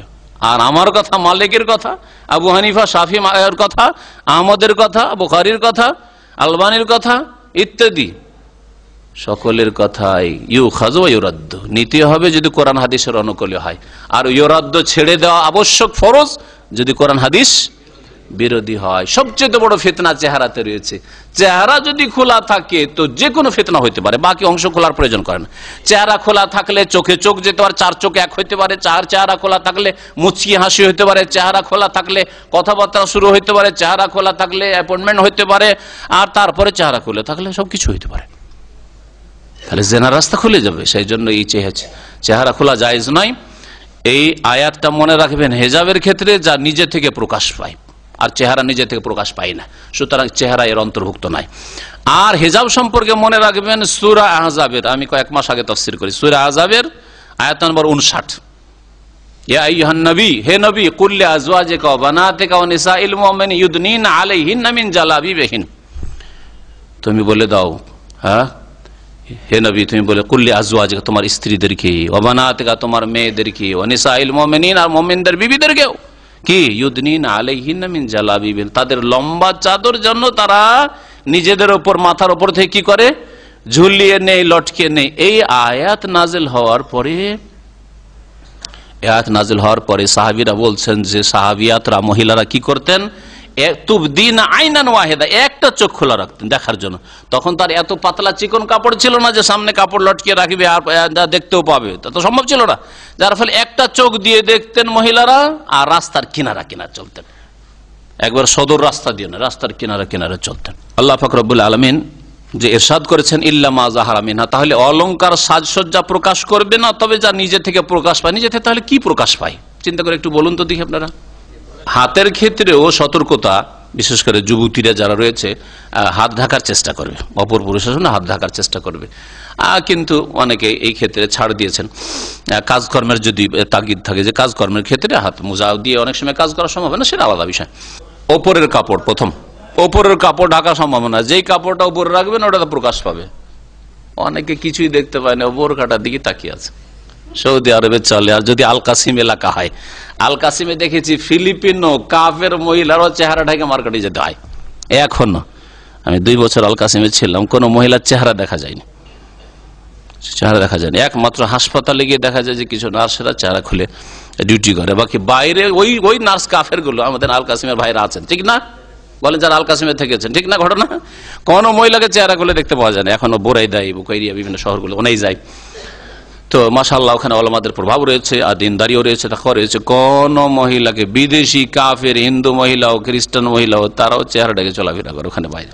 ওপরের কাপড় অনেকে কিছু দেখতে পায় না, আর মনটা চায় বিবিও নাই, আরে চলো ওই বোরখার দিকে তাকাইছে পাগল।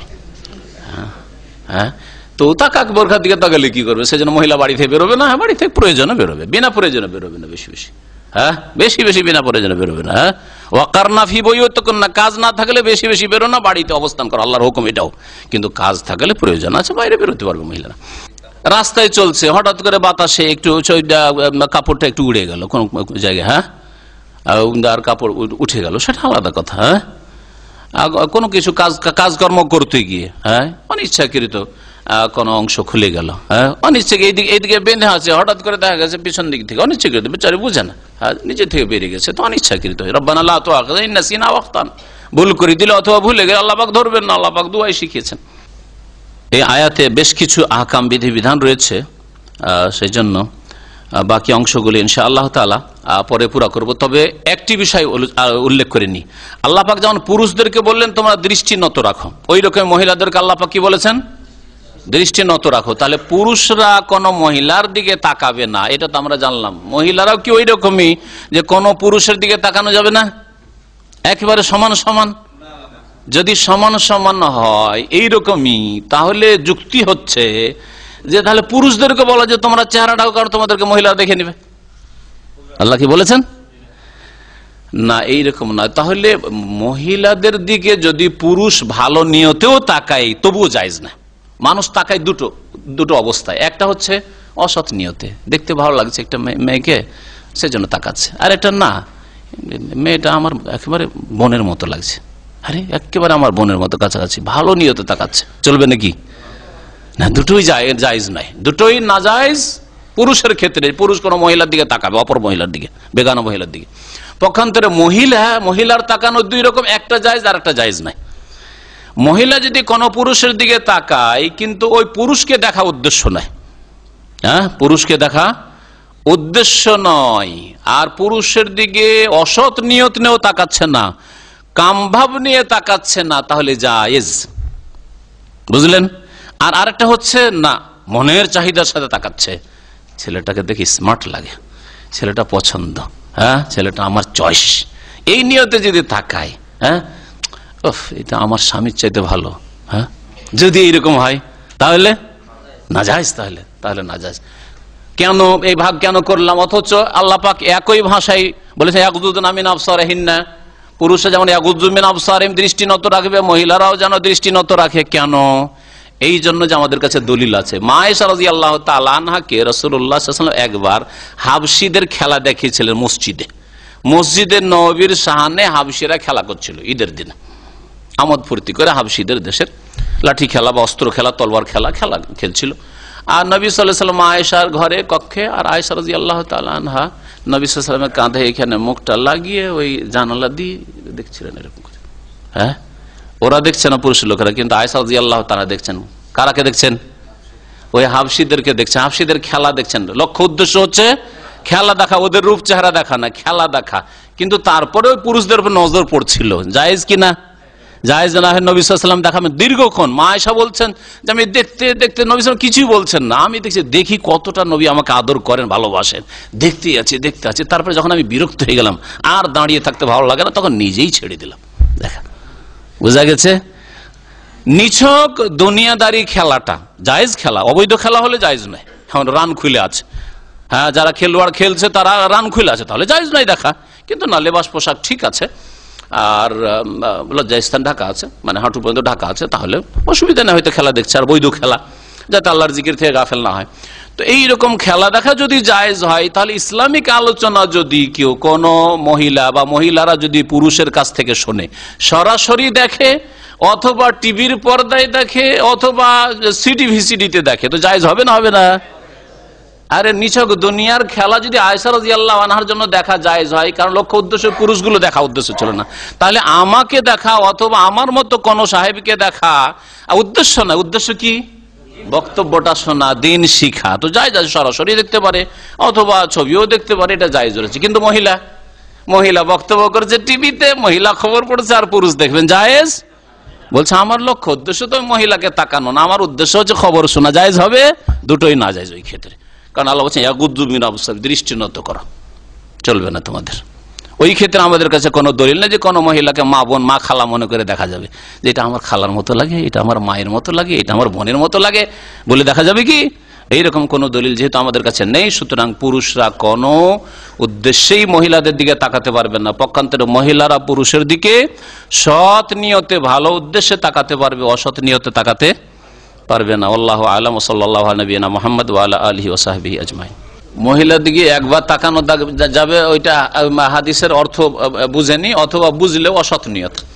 নবী সাল্লাল্লাহু আলাইহি ওয়াসাল্লাম বলেছেন লা তুতবিউ নাজরাতান নাজরাতা, তোমরা একবারের পরে বারবার তাকাতে থাকিও না। ফাইন্না লাকাল উলা, তোমার জন্য প্রথমটা জায়েজ, ওয়ালাইসাত লাকাল আখিরা, আর দ্বিতীয়বার জায়েজ না। এই হাদিসের অর্থ কি? মানে একবার দেখে এরকম তাকাইতে থাকেন জায়েজ না, অনিচ্ছাকৃত নজর।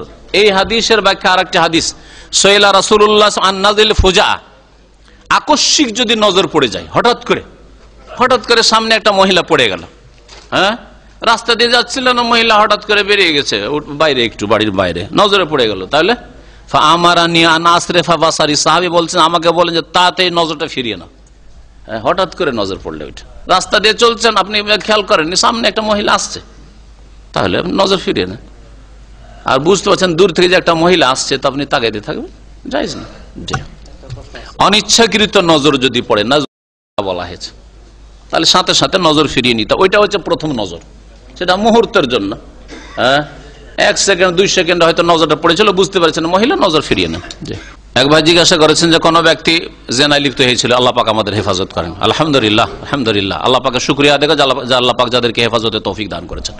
লজ্জাস্থান হেফাজতের বিষয়টি আল্লাহ পাকের বড় নিয়ামত, অনেকের পদস্খলন ঘটে থাকে যৌবনকালে, আলহামদুলিল্লাহ। ওসমান রাদিয়াল্লাহু আনহু বলছেন, ওয়াল্লাহি, আল্লাহর কসম করে বলছে, মা জানাইতু ফি জাহিলিয়াতিন ওয়ালা ইসলাম, জাহিলিয়াতের যুগে আমি জেনার কাছে যাইনি, আর ইসলাম এসে তো যাইনি। এটা আল্লাহ পাকের বড় নিয়ামত, ওসমান রাদিয়াল্লাহু তাআলা বলছেন এই কথা। তো কমই লোক এরকম আছে যে জাহিলিয়াত মূর্খতার যুগে যৌবনকালে যা ইসলাম আখিরাত বুঝতো না, তখন যে নিজের লজ্জাস্থানে হেফাজত, এটি আল্লাহ পাকের খাস দয়াতেই হেফাজত হয় মানুষের। আর ভালো পরিবেশ পেয়েছে, ভালো পরিবার পেয়েছে, হয়তো পর্দা ছিল বাড়িতে, হয়তো বেঁচে গেছে, আল্লাহ পাকের নিয়ামত এটি।